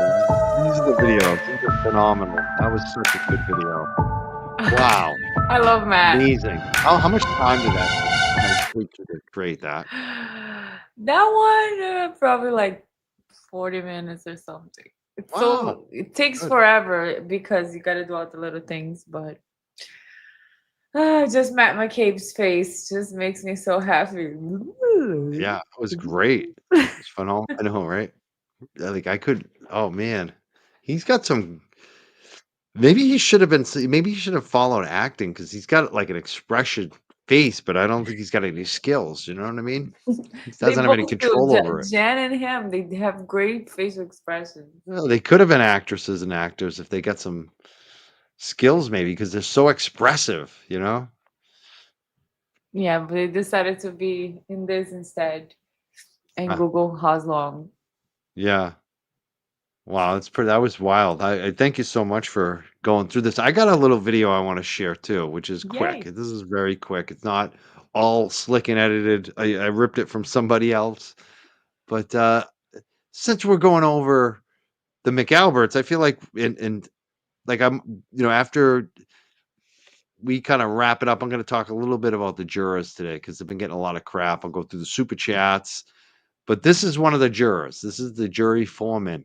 I thought he was phenomenal, but I just want to compare the body language from this quick clip compared to those other folks. Okay. Because this is a guy that hasn't been on TV a lot. He's not used to this. And let's just take a look at this. Here's a hole. Here's a hole. Here's a hole. Here's a hole.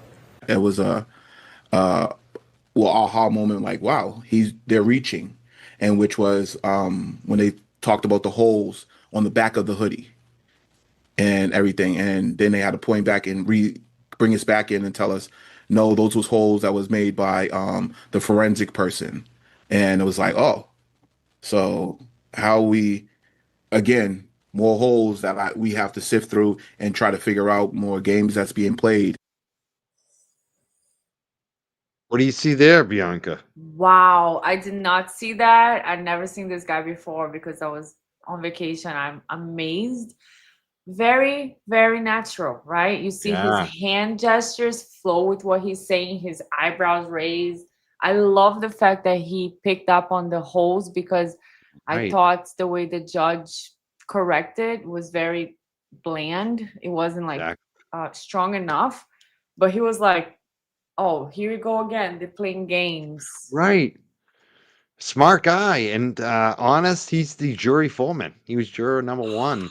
Um, I love this guy. He's Thank phenomenal. God. He followed the evidence. He's all about the evidence, and the evidence didn't prove that Karen did what they alleged. So, Phenomenal. Thank God that this guy was a what a juror. difference Very, very between smart. him compared to the McAlberts. I thought that was like a good way to kind of transition and end, because it's just like so jarring to see this guy who looks so genuine, Genuine, exactly. Natural, right? not Natural. nervous. Even Like though you he's said, he's saying, open too, right? He's not, like you yeah. said, he's not closed at all. Even he goes like this, and he's like, "Oh," and then we're like, "Oh, more Yeah. games being played." His eyebrows raised. He does everything with his body. His hands are congruent with what he's saying, but he's natural. He's not like holding, protecting, just trying to not move the face and say, like the McAlberts. The McAlberts are like robots. So I'm glad. Were there any other jurors that came? I know Paula did, the There, you Brazilian. know what? I did just post a Paula video, which is funny. But this is, we'll put it up. We'll try it out. Because I saw her first video as she was speaking. I'm like, is she from Brazil? This isn't even an interview. This is what I just ripped this off her Twitter, actually. Let me see if I can get it up. Hold on one second. It'll take me a second, but this video is Paula, who's another juror that's been everywhere, and she Good for her. basically is getting trolled by Mm. all these miscreants and harassed for over a week on Twitter, and she just doesn't care. She goes right back at them and calls them out and busts their balls and makes fun of their little conspiracy theories. They've dug into her family. They've done all kinds of stuff. So I'm gonna let's put her video up. I think Yeah, let's see if I she's can get very it up. smart. It's actually a reel, so it may be. That's the only thing I'm worried about. Sometimes those shorts and reels give us a hard time here on StreamYard, but let's try it out. Let's see if it works. I got it on the screen. Let's this is Paula. And like I said, she's trolling them back and having a good time with them. Okay. But I can also tell this is, as much she is so good at this, actually. She's been just smacking them around on Twitter, but they're getting nasty with her. Like it's like obsessively gross. Yeah. Some of the I'm gonna say how bad these trolls are is like that juror we just showed, the juror number Mm-hmm. 1, the foreman. Yeah. One of the main trolls called him an Uncle Tom this week, and if people know historically, that's like a really nasty racial trope. It's just it's racist. Oh. It's racist. Like you call someone an Uncle Tom, especially the woman who did it is a white woman. And she's telling him that he's betrayed his people and all this crap. That's And ridiculous. it's People have gross. to let it go and just be like, okay, the jury has spoken. We respected the system. We had to swallow so many things that we didn't like as well. And that's what happens, And instead, they're harassing the shit out of these people, especially Paula too. Get a life. Paula and the foreman, they're going after the most. All right, They need to get a life. Comments like all the sarcastic things, you guys are loving it. It's off today. Now it has been 7 days, and you guys are still talking about me. So I can't keep it up, and he needs a day off. So no funny comments today. However, I'm here for showing my beautiful face that you guys also love it, to put some drawing in it and make some fun and big. Can we please make memes in Portuguese so I can show off in Brazil? It would be great. But back to the point. Filha, can you excuse me? Daughter. Thank you. Yeah, I'm just a mom. Back to the point. I'm just a mom. We are a group of 12 jurors. And so far, me and the foreman is the 2 jurors who had to. I want to say something, Bianca, on this already. No, she was. Oh, okay, fine. She was just saying, I'm just a mom, which is something Jennifer McCabe said in the trial. Just saying. Oh, that's funny. I didn't even think of that. Yeah. Yeah, she might be trolling. I don't know, back but a she little said bit. we're just moms. That's funny. Talk the most. I'm Latina. He's black. I'm wondering, like, if it was a white juror who had come out, if they will have the same amount of hate, love we are receiving. You guys see it. Like, it's not much about John O'Keefe and Karen Reed anymore. It's become about us.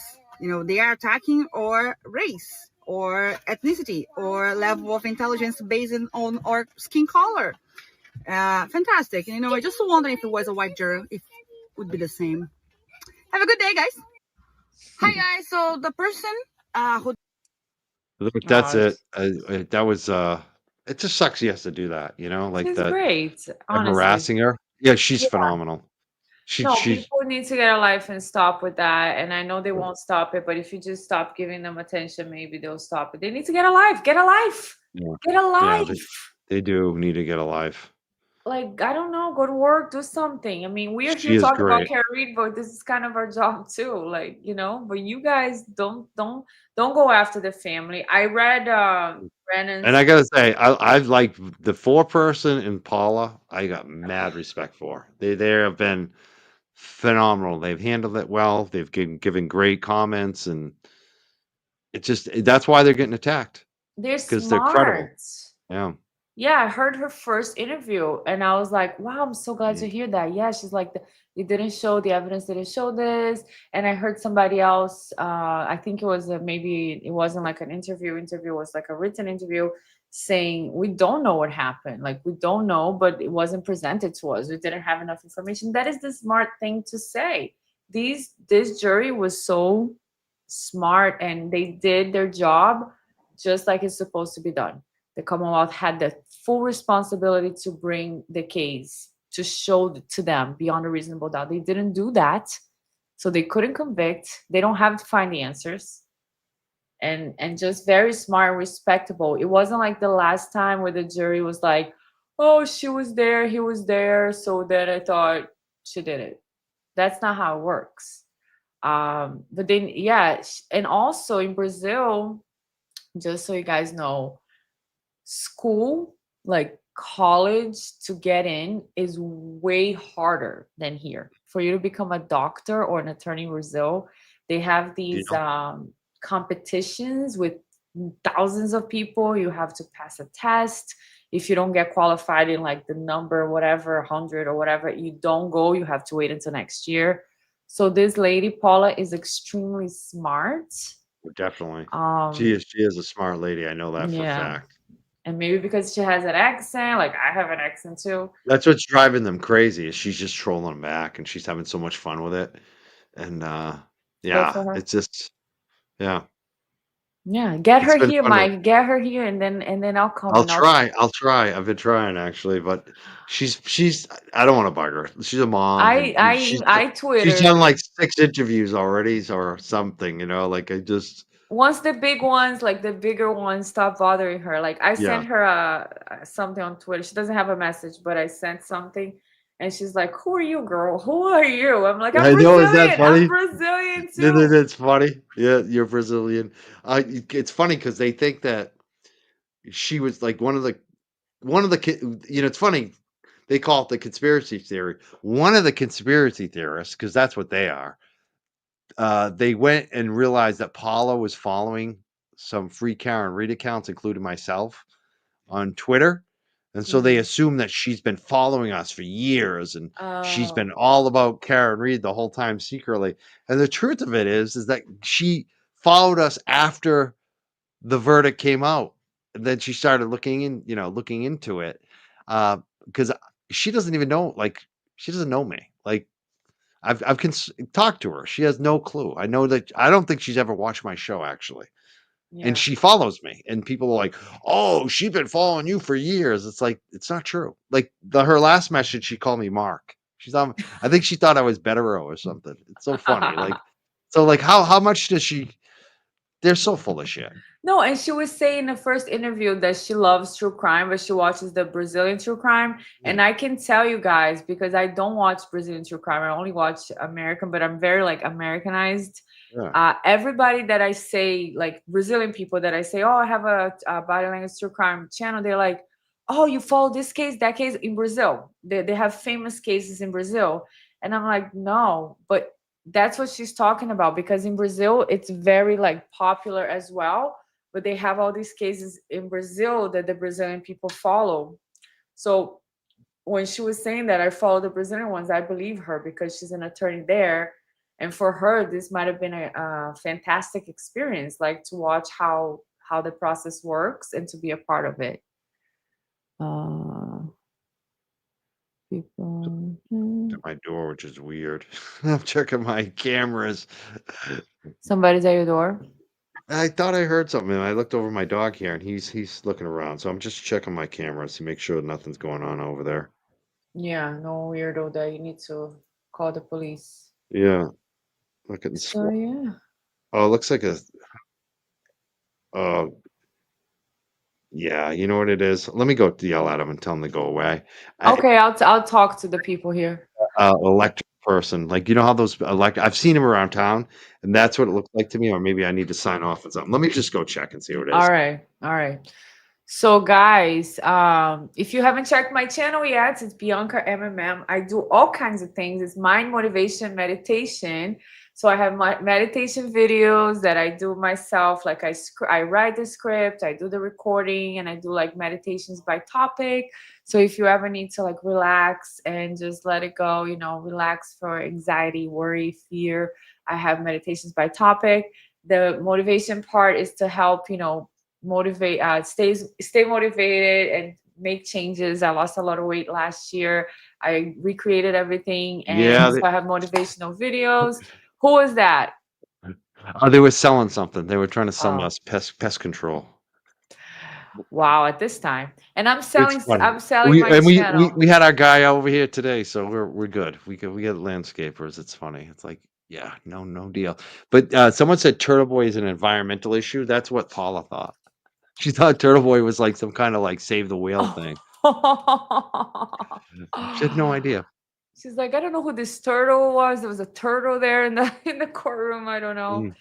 It seems like you should get an in with Paula too. That you get the Brazilian thing going. Oh my God! If we did a show in Portuguese, like we would have a lot of fun. Yeah. What I wanted. Can you imagine that? That would be wild. You could do half of it in English and half in Portuguese, maybe. Because she has a sense of humor. I can tell you, a lot of Brazilian people have a sense of humor. We would have a lot of fun. So what I wanted to do with her, Paula, se você estiver me escutando agora, ó, vem pra cá, menina. What I wanted to do with her is show her like Brian Albert Proctor testifying and ask her opinion, because I have those videos from last year, and to see her reaction, because they didn't get to see any of that.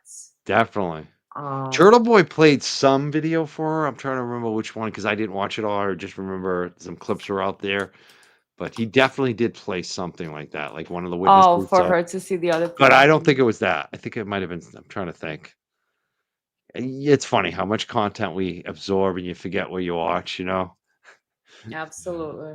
But I remember he did play a little video. So it's like that would be actually really good. Yeah. Because she seemed pretty wild out by the video, if I remember. I'm trying to remember who they played. It might have been even Proctor. I don't know. Yeah. I would have loved to see her reaction. Like, oh, there it is. I knew the chat would tell us. Trooper Paul. It was Trooper Paul, that true TV player. That's what they had. Of course, they had a laugh. Batallos. Right. Trooper Paul was just that poor guy. I feel bad. It's not his fault either. He just put him in that position. It's like, the hell are you putting him in this kid in this position? Yeah. Well, we've had a great show. What is it? 7:51. We've been almost 2 hours. It went by quickly.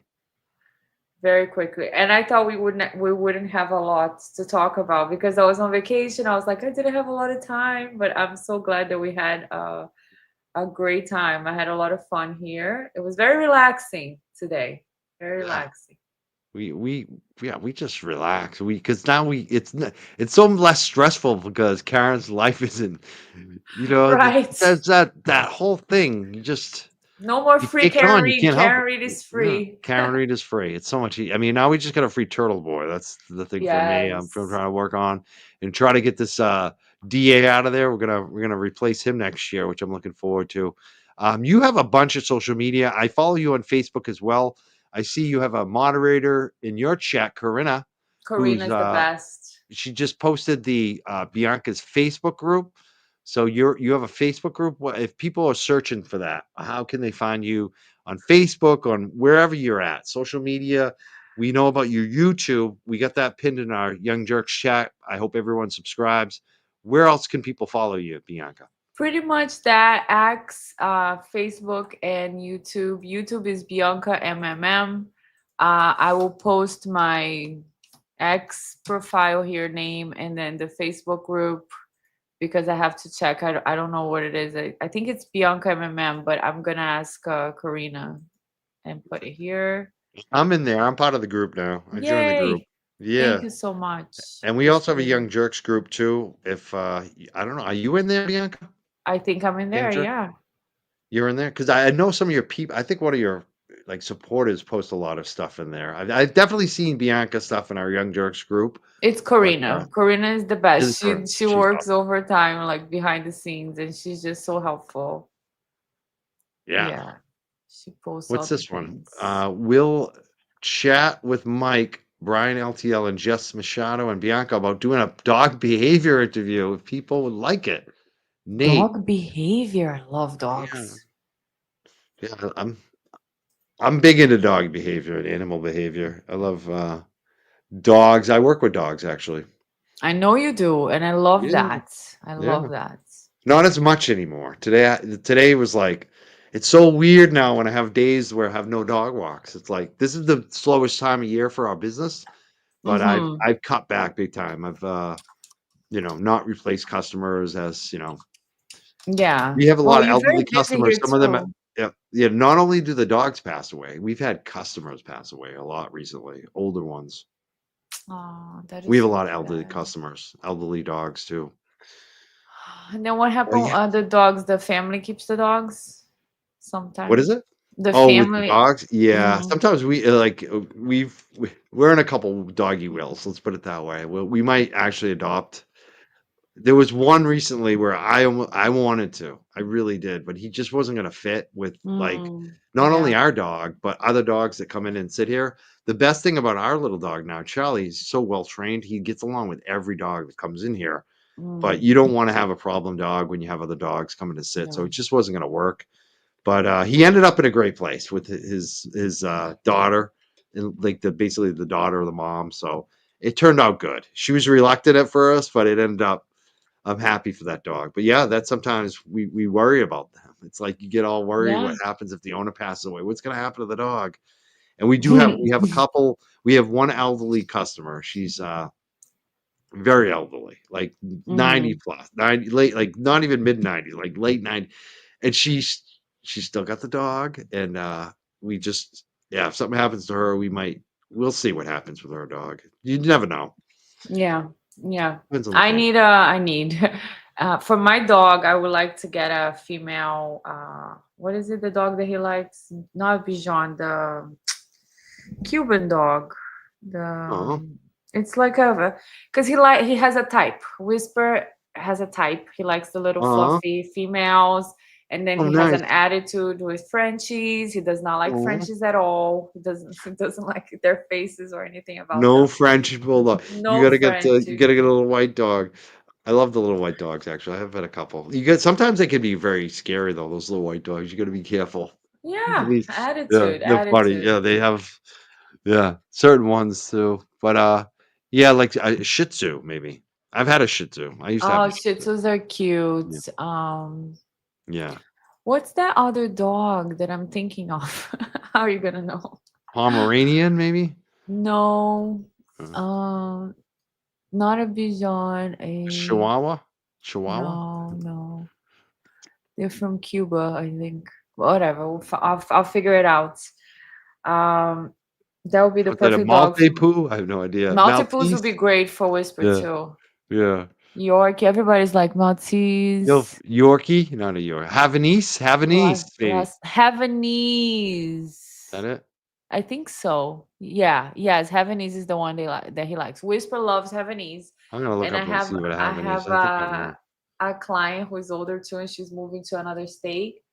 and her dog would be Aw. perfect. Her dog is like black and white, 3 years old female. And I was like, so is your dog going with you? Oh, that's She's like, funny. yes, my dog is coming with me. I'm like, okay, just asking. My Charlie is. We think he's a Pekingese, but he. I swear to God, I wouldn't doubt if he has a little Havanese in him because I'm looking at these dogs and it's not exactly the same, but there's a little bit of similarity. Oh my Interesting. god, that is so cute. Yeah. No, I got literally. the yeah, I got the he could be trouble. This one he is trouble. He's good with other dogs. It's with people that he has issues with. He's Oh. gotten way better. He hasn't bitten us in a long time. He Oh hasn't my bitten anyone in a long time. god. Yeah, he used to bite. When we first rescued him, he was a biter. But like at any point, or just if you were No, putting he him wouldn't even in give a warning. leash? He'd have anxiety and would just bite. And we brought him to another level that we never saw. Like the first time he actually growled, I applauded. I was like, "Oh my god, he growled. He fucking growled." Like cuz that was like now that's what he Oh. does now. He'll give a growl if he instead of biting. He'll give you a warning, which you want. You want a dog to give a warning. So, if an idiot's acting up, they know to back off. This dog's not going to take your crap. So that was like huge, but like we've gotten way beyond that. Like he would never. He's a small little dog. He would never let me pick him up for like 3, 4 Aw. years. Now, and for the longest time when I pick him up, he'd let me, but it'd be like I'd still be afraid he's gonna bite me. Like now, just he'll be kissing my face. It's like Oh. he voluntarily will jump on my chest when I'm laying on the couch. He would never ever share a couch or lay near you before. So I mean, it just So shows you sad. behavior can That's amazing, change with yeah. environment. Yeah. Thank God that he feels your love and he feels safe and Yeah. he's We did a lot of learning. training with him. He's somebody. I say somebody. Yes, he's Somebody. somebody. He's Yeah, somebody. he's somebody who likes to know what he's supposed to do. He likes the structure. He likes to, you know, at 5 o'clock he starts sitting in front of me waiting for his dinner. He's like, "It's What? 5:01. Where's my dinner? Where's my What? dinner?" At 9 o'clock, 9:30, starts looking at me like, "Oh, can we go out and go to bed? Let's go to bed." Like he likes the structure. He really does, and he likes to follow the rules, even though he's trouble. Even though How many the are one thing he actually likes to get yours? into now is the paper. He eats the paper. They That's love the the one thing I paper. can't cure They that. love the paper. We ate $1 bill once. So I was like, all right, $1 is fine, but don't be eating nothing more than that. Yeah.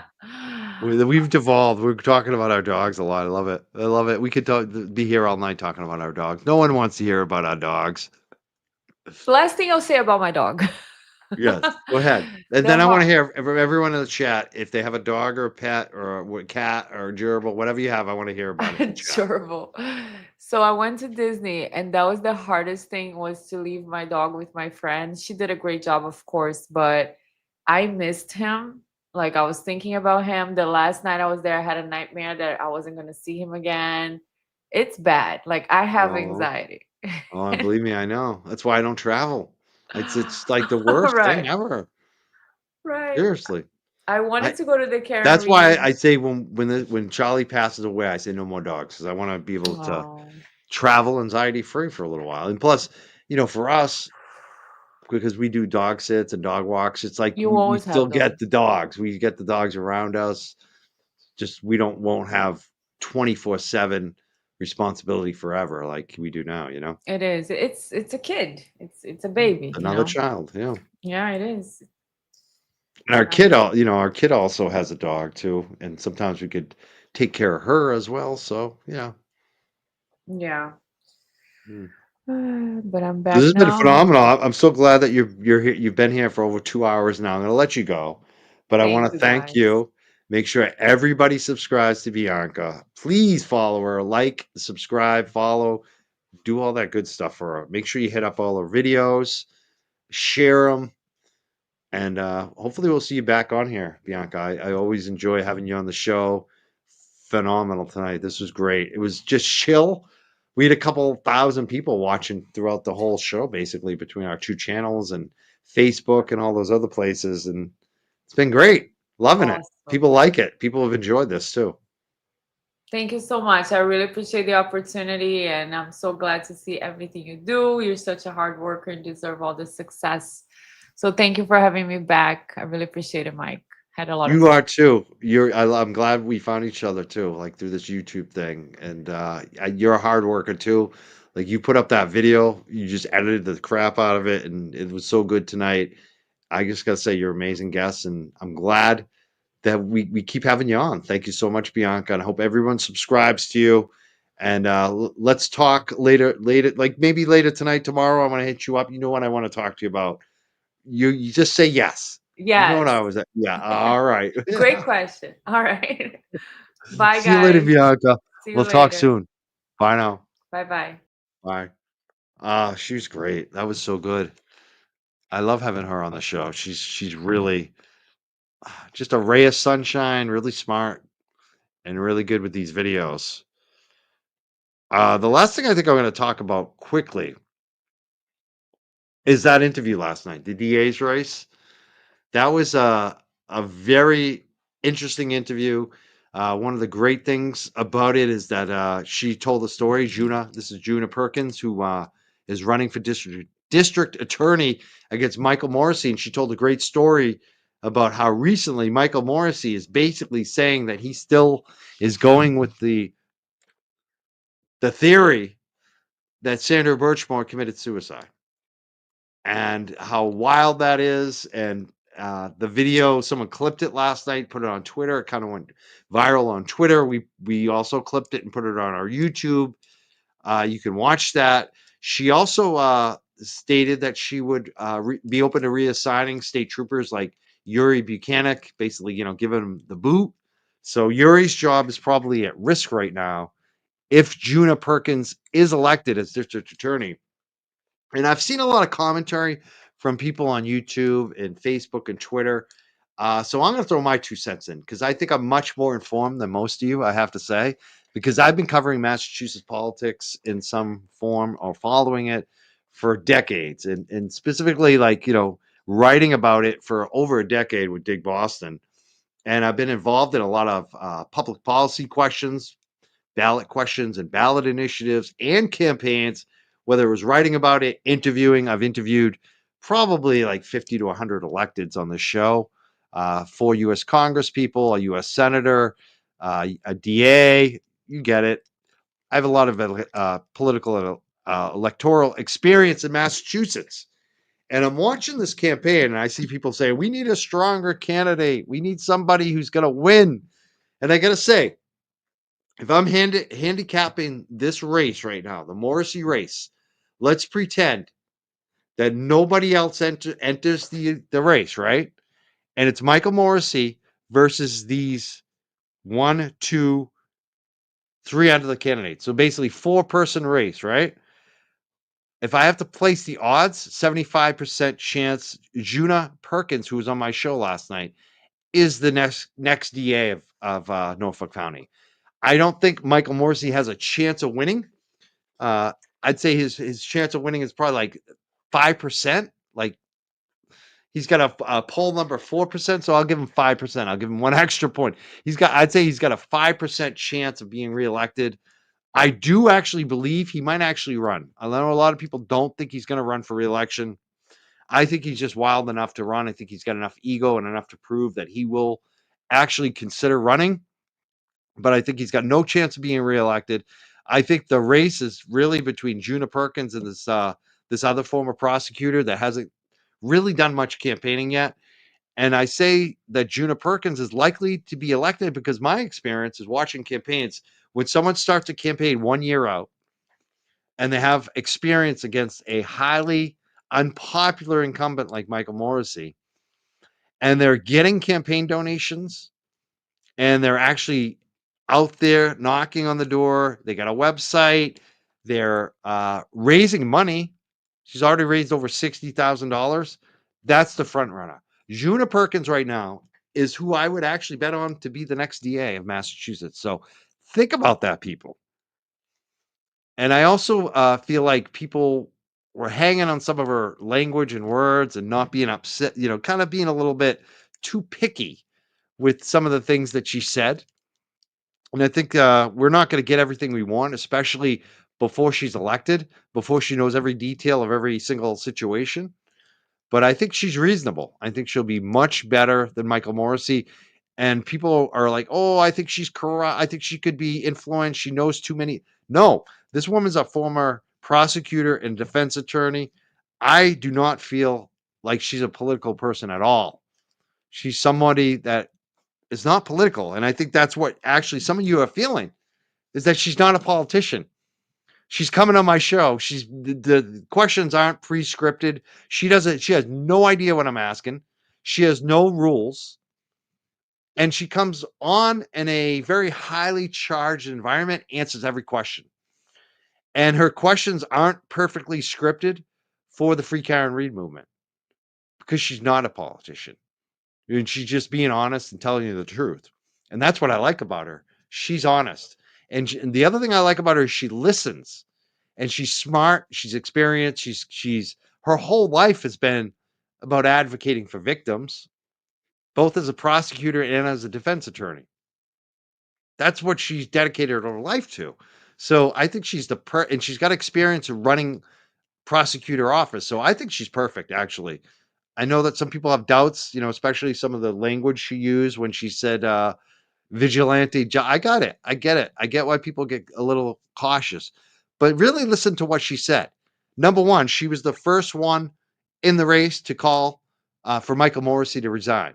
She was the first one to call out the handling of the Sandra Birchmore case. She was the first one in before Karen was found acquitted to call out the handling of the Karen Reed defense. One of the questions came up is like, why didn't you speak out sooner? She had put out a statement. She had come on my show. So she's actually been leading both in like the statements and the policies, but as well as the campaign. And I do believe she's the front runner. And I think the only way that she doesn't win is if Michael Morrissey announces very soon that he's not running for re-election. And someone that we didn't expect, maybe a billionaire, some rich guy that has all these political connections and money connections that can raise a lot of money, or a rich woman, whoever it may be, might run. But I got to say, it's not very likely. Number one, they generally need to be an attorney. So, you need to have some legal experience. And I just don't see it. I'm very doubtful that's going to happen. But you never know. And I'd say that's the only way she doesn't win this race. Honestly, she is the odds-on favorite right now. And it's so early. Normally, you wouldn't predict something like that. But I'm telling you, I've seen it. I've seen it before. And she's getting donations. She's getting endorsements. She just talked about last night where Susan Harrington, Canton Select Board, who's very popular, who got way more votes than a 30-year incumbent in Canton, endorsed Juna Perkins. You saw Rita Lombardi last night. It seemed like she was endorsing Juna Perkins. That's what someone who's going to win a campaign. That's early indicators. Juna Perkins is the strongest campaign. And so I'm going to continue to have her on the show. And Craig, the other serious, he's the only other serious candidate. I think he's actually the second most likely to be elected for the district attorney. And I'd say Morrissey probably has the only other chance. I'd say he's a distant third in his race, which is very unusual. You never expect a first time candidate to be the one that's actually the front runner. That's what I'm saying. Juna Perkins. This is a very unusual race. So that's where I stand on it. And that's my opinion. And I just want to give you the feedback because I think some people are kind of missing the boat. All right. So what I'm going to do right now, I didn't get to play it last night. I said I was going to play it. I never played it. But what I'm going to do is I'm going to end the show playing Michael Morrissey Must Resign.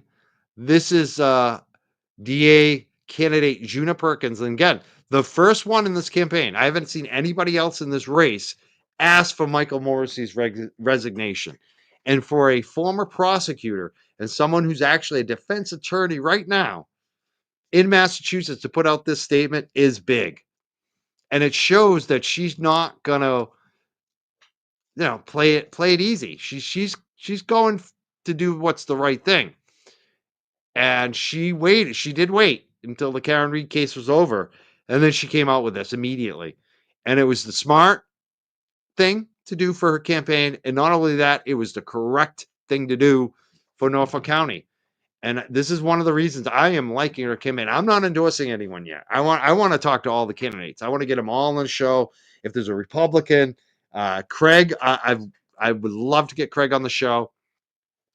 But I definitely am feeling Juna Perkins because number one, she comes on the shows over and over again, responds quickly to my invites, answers every friggin' question, is nice, professional, caring. This is what I really care about. She cares. I know this. I can already feel it. She cares about this shit. Don't let it kid you. And I know that some people want to be a little more informed on every detail. I get it. But you also have to realize she's working full time. She's campaigning full time. Investigating Turtle Boy, all the details, that's not what she's doing. She's working 80 hours a week right now between her full-time office that she runs, she's an attorney. So she's running a business and she's full-time campaigning on weekends and nights. That's what her life is right now. So I'm just going to end the show by playing the video I forgot to play last night. And before I do that, I definitely have to thank the super chats. I'm going to read some of the super chats. And I also want to thank our moderators, our mod team.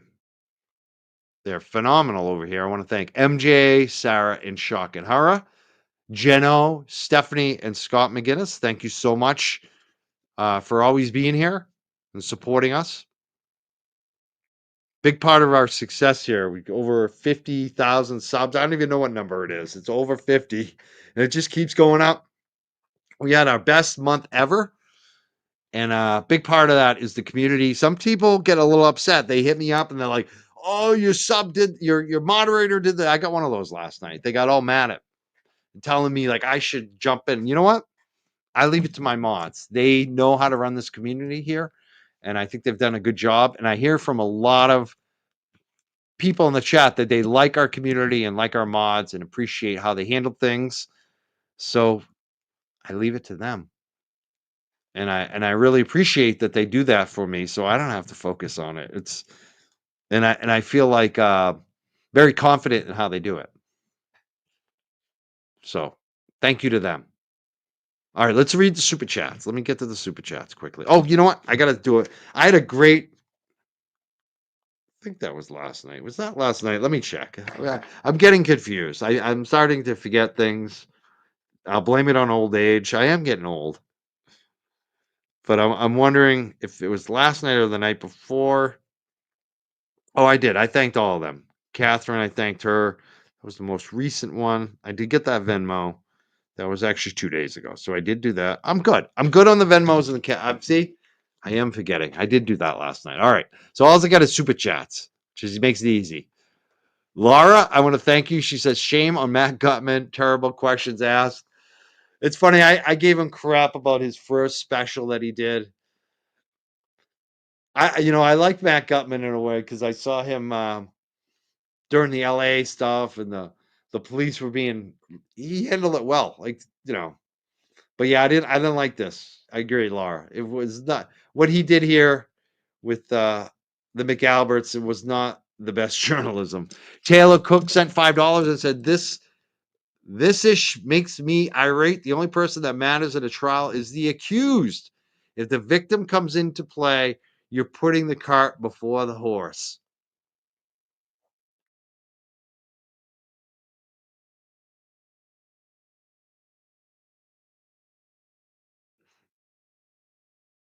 It's an interesting comment. I'm trying to make heads or tails of it. Taylor, thank you for the $5 super chat. Rescue Randy sent $5 and said, did Bianca cover how and when they drank water while on the stand during trial 1? I think she actually might have covered some of that. Yeah, on some of her videos. She did a lot of coverage of all the testimony in the videos. So definitely, you could check back. She's got some phenomenal videos from trial 1 and 2. So definitely go check them out, Rescue Randy. Definitely subscribe to her. She does a great show. She also does some other topics too. mindfulness. I really like her content. Nice person too.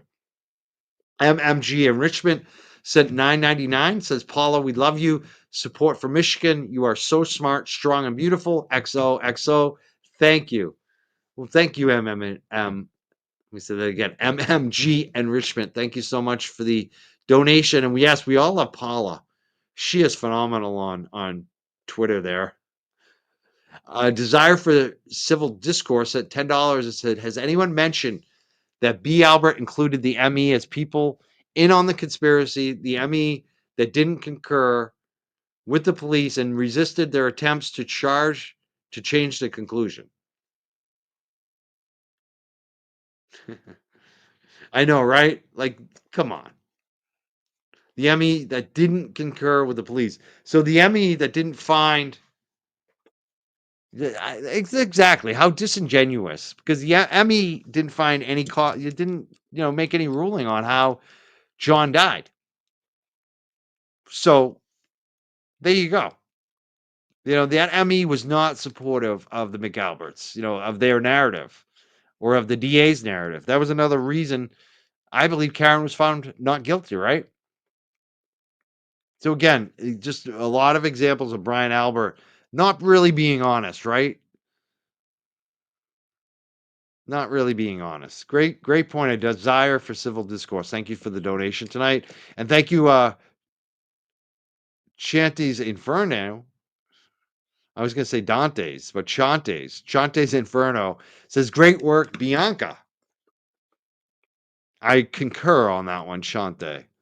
Chante's Inferno. Thank you so much for the super chat tonight. Australian $2, I believe that is. Thank you. Thank you from down under. Yeah, that's it, right? That's all of it. Oh, I did have to read something too. This is what I was remembering. I was thinking it was a Venmo I forgot. It's actually something else. It's better I didn't do it last night. This is the better show to do it on. So let me see if I could find it again. Hold on a second.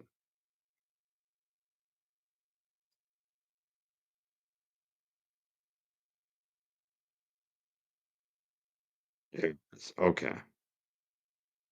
All right, I got a message from somebody. Her name is Nikki, and she's the daughter Nikki. She wanted to wish a happy birthday to Sparky. Sparky. I love that name, Sparky. That must have been the best name to grow up with. Like you're a spark plug. Sparky. All right, let me drink my coffee and get so I can say it. All right. So I got to say happy birthday to Sparky. That's his nickname. So he didn't grow up with that, but I guess that's his nickname he picked up. So Sparky from his daughter, Nikki. And I want to thank Sparky for watching The Young Jerks. I guess he's very dedicated to watching our show. And I want him to have a great birthday with Sam and the family. I guess the Sam and the family and Sparky all watched The Young Jerks. And Nikki reached out. She wanted me to say happy birthday to Sparky and Sam. And I hope you have a great happy birthday. And congratulations to Sparky for supporting Free Karen Read. We were right? So have a great birthday. I guess they're all in the UK. They're all watching from the UK. So happy birthday, Sparky. I hope you got to see that live. If not, maybe your daughter will let you know and you can watch it on the replay. Am I the new Delilah? No, I'm not. Delilah was awesome. I love Delilah. I am not as good as Delilah. I'm not as smooth as Delilah either, right? All right, I'm gonna head out, but before I do, we gotta watch. This got me fired up too. I gotta say about Juna Perkins. And you know what else gets me fired up? If Michael Morrissey decides to run, I hope he does. Like, part of me wants him to resign. I think he should. I think he should be disgraced. He shouldn't run for re-election. But part of me really wants him to run because I will have so much fun covering him trying to run for re-election. And Microdots has thrown down, and he posted a comment about this, a post on Twitter. I think it was today or yesterday, noting that if Michael Morrissey runs for re-election, he is going to go wild putting out the campaign videos against Morrissey. And that's what I'm looking forward to. I can't wait to see what Microdots does if Michael Morrissey decides to run for re-election. I think between the two of us, we're going to have a lot of fun. So, hey, it's either fun or Morrissey resigns. Either way, it's good, right? Can you imagine how much fun we'll all have? Think about that. If Michael, don't you almost want him to run? I want to hear from the chat, from all the people watching. Do you want Michael Morrissey to run so we can have fun? Because it will be fun. It will be fun trying to see him run for re-election. All right, this is what I got pumped up about. She put out this statement. This was a strong statement. I also like that she did it in the traditional sense, in a written statement, through email, through a press release, like most campaigns do. But she also read it and put it out in a video form, which I think is very smart to be doing early on.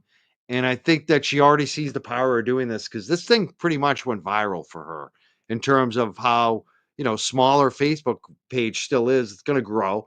These politician campaigns, it always gets the largest, a week before the campaign. And it's already growing. It's already being shared. Her Facebook is growing because she put out this video and it got shared everywhere. It was shared on Instagram, TikTok. People were just grabbing it themselves and posted it on Twitter. It got a lot of views. We did the same thing. We put it right up on our YouTube. And this is what I'm playing. I'm playing it from our YouTube. It's got a lot of views just on our YouTube. Never mind her Facebook account. So definitely make sure you follow her. Juna Perkins. It's DJUNA. JunaPerkins.com. She's got a website, but you can also follow her on Facebook, on Twitter. She's on the social media. Definitely make sure you follow her. All right, let's do this. A couple notes too.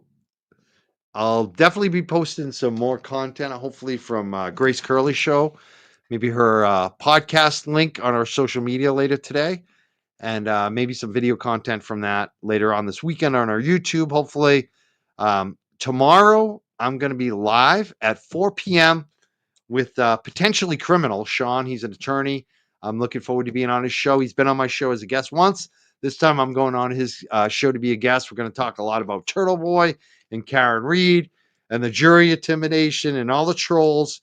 He's very knowledgeable about Kate Peter and all that crew. So it's going to be a kind of a fun conversation to have with a host where I'm the guest and he knows a lot about this. So that should be fun tomorrow at 4 p.m. Eastern time.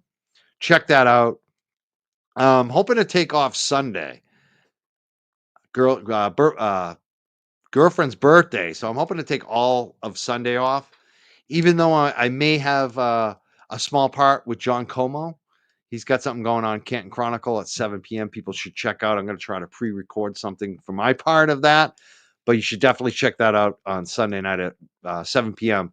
John Como, Canton Chronicle. You may have seen him with his friend Eric there, who apparently may not be being charged now, which is also new breaking news. They had a beer, it looks like, or a drink with Lucky Lawfren. They got a picture with him. So definitely we'll check that out on Sunday night at 7 p.m. as well. I want to thank everyone. Thank you so much for supporting all the viewers, all the diehards. I was very happy last night. We were against some major competition, and to see all you still sticking here was thank you so much. I love my diehards, no matter what we're doing, to see you here. And tonight as well, thank you so much. So let's finish with this, and then I'll see you hopefully tomorrow with Sean on Sean's channel, Potentially Criminal, tomorrow, 4 p.m. Eastern time. Here she is, Juna Perkins. She's asking, this is an attorney, this is a serious person, asking Michael Morrissey to resign from office. And she tells you why. Good afternoon, everyone. My name is Juna Perkins. 2026. This morning, I called for the resignation of District Attorney Michael Morrissey, and I want to tell you why. Of course, I hit the wrong button. So let's start that again. We're just going to start that again. Good afternoon, everyone. My name is Juna Perkins, and I'm running for Norfolk County District Attorney in September of 2026.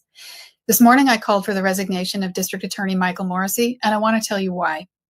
Yesterday, a Norfolk County jury found Karen Reed not guilty for the death of John O'Keefe in a case that captured international attention. A Boston police officer, family member, and friend of so many is dead. Meanwhile, the erosion of trust caused by this disastrous prosecution resulted in a crisis with an impact that extends far beyond the borders of Norfolk County. I want to highlight a few important points. First, no experienced prosecutor would ever have charged Karen Reed with second-degree murder in the absence of stronger evidence about how John O'Keefe died, and in light of compelling evidence that Reed was too intoxicated to form the intent required to convict her of murder. Charging someone without a good faith basis to believe the Commonwealth can meet the high standard of proof beyond a reasonable doubt is simply unethical. I've not spoken to a single current or former prosecutor, not one of my former colleagues, who believed the evidence supported this charge. 2. D.A. Morrissey's publication prior to the trial of a video in which he publicly vouched for the credibility of his police investigators, including now disgraced Trooper Michael Proctor, violated the Massachusetts Rules of Professional Conduct for prosecutors. This is unconscionable behavior for a district attorney. 3. D.A. Morrissey knew or should have known of Trooper Michael Proctor's unethical and biased behavior prior to the first trial, and he failed to take appropriate remedial action to prevent Proctor's conduct from jeopardizing the O'Keefe prosecution and other criminal investigations like the murder of Anna Walsh in Cohasset. 4. The district attorney's $14 million budget after salaries leaves only $2.7 million for all other operational expenses, including rent, utilities, equipment for 144 full-time employees, and direct case expenses. The district attorney has spent more than 1/3 of his entire annual operating budget for the special prosecutor and expert witnesses on the retrial alone. Rather than reassessing the evidence after the first trial and seeking a more pragmatic outcome in line with the evidence that would free up resources for other cases, D.A. Morrissey doubled and tripled down on using every resource possible to prove he was right rather than seeking justice. 5. In the past few years, Norfolk County has been the site of an alarming number of high-priority cases, aside from the death of John O'Keefe. The sexual exploitation and murder of Sandra Birchmore, the murder of Anna Walsh in Cohasset, and the recent hate-motivated attack on a kosher grocery store in Brookline. There have been 2 apparent murder-suicides in Norfolk County recently, a man in Dover who allegedly murdered his whole family when bankruptcy loomed, and another just last weekend in Milton. In another case, a man allegedly shot the mother of his child just a few months ago in Milton. And every day in Norfolk County, kids struggle with bullying and sexual exploitation at school. District Attorney Morrissey's exclusive focus on the prosecution of Karen Reed has come at the expense of all these other families and of other efforts that could have been made to prevent crime in our community. 6. Worst of all, Morrissey's decisions in the Karen Reed case gave John O'Keefe's family false hope about the outcome. For 3 years, the family of John O'Keefe has patiently hoped and waited for the promised outcome, riding the emotional roller coaster of every new scandal and facing conflict at the courthouse every day for months at a time, only to have their hopes for justice dashed not once, but twice. Beyond the grief from the death itself, this experience in the criminal justice system causes devastating emotional harm. The job of the district attorney is to empower victims of crime, not to make them pawns in the district attorney's quest for validation. District Attorney Morrissey's conduct can only be explained by incompetence or ego. Neither have any place in a district attorney's office. It's time for Morrissey to go. Thank you for listening. I'm Juna Perkins, and I'm running for district attorney.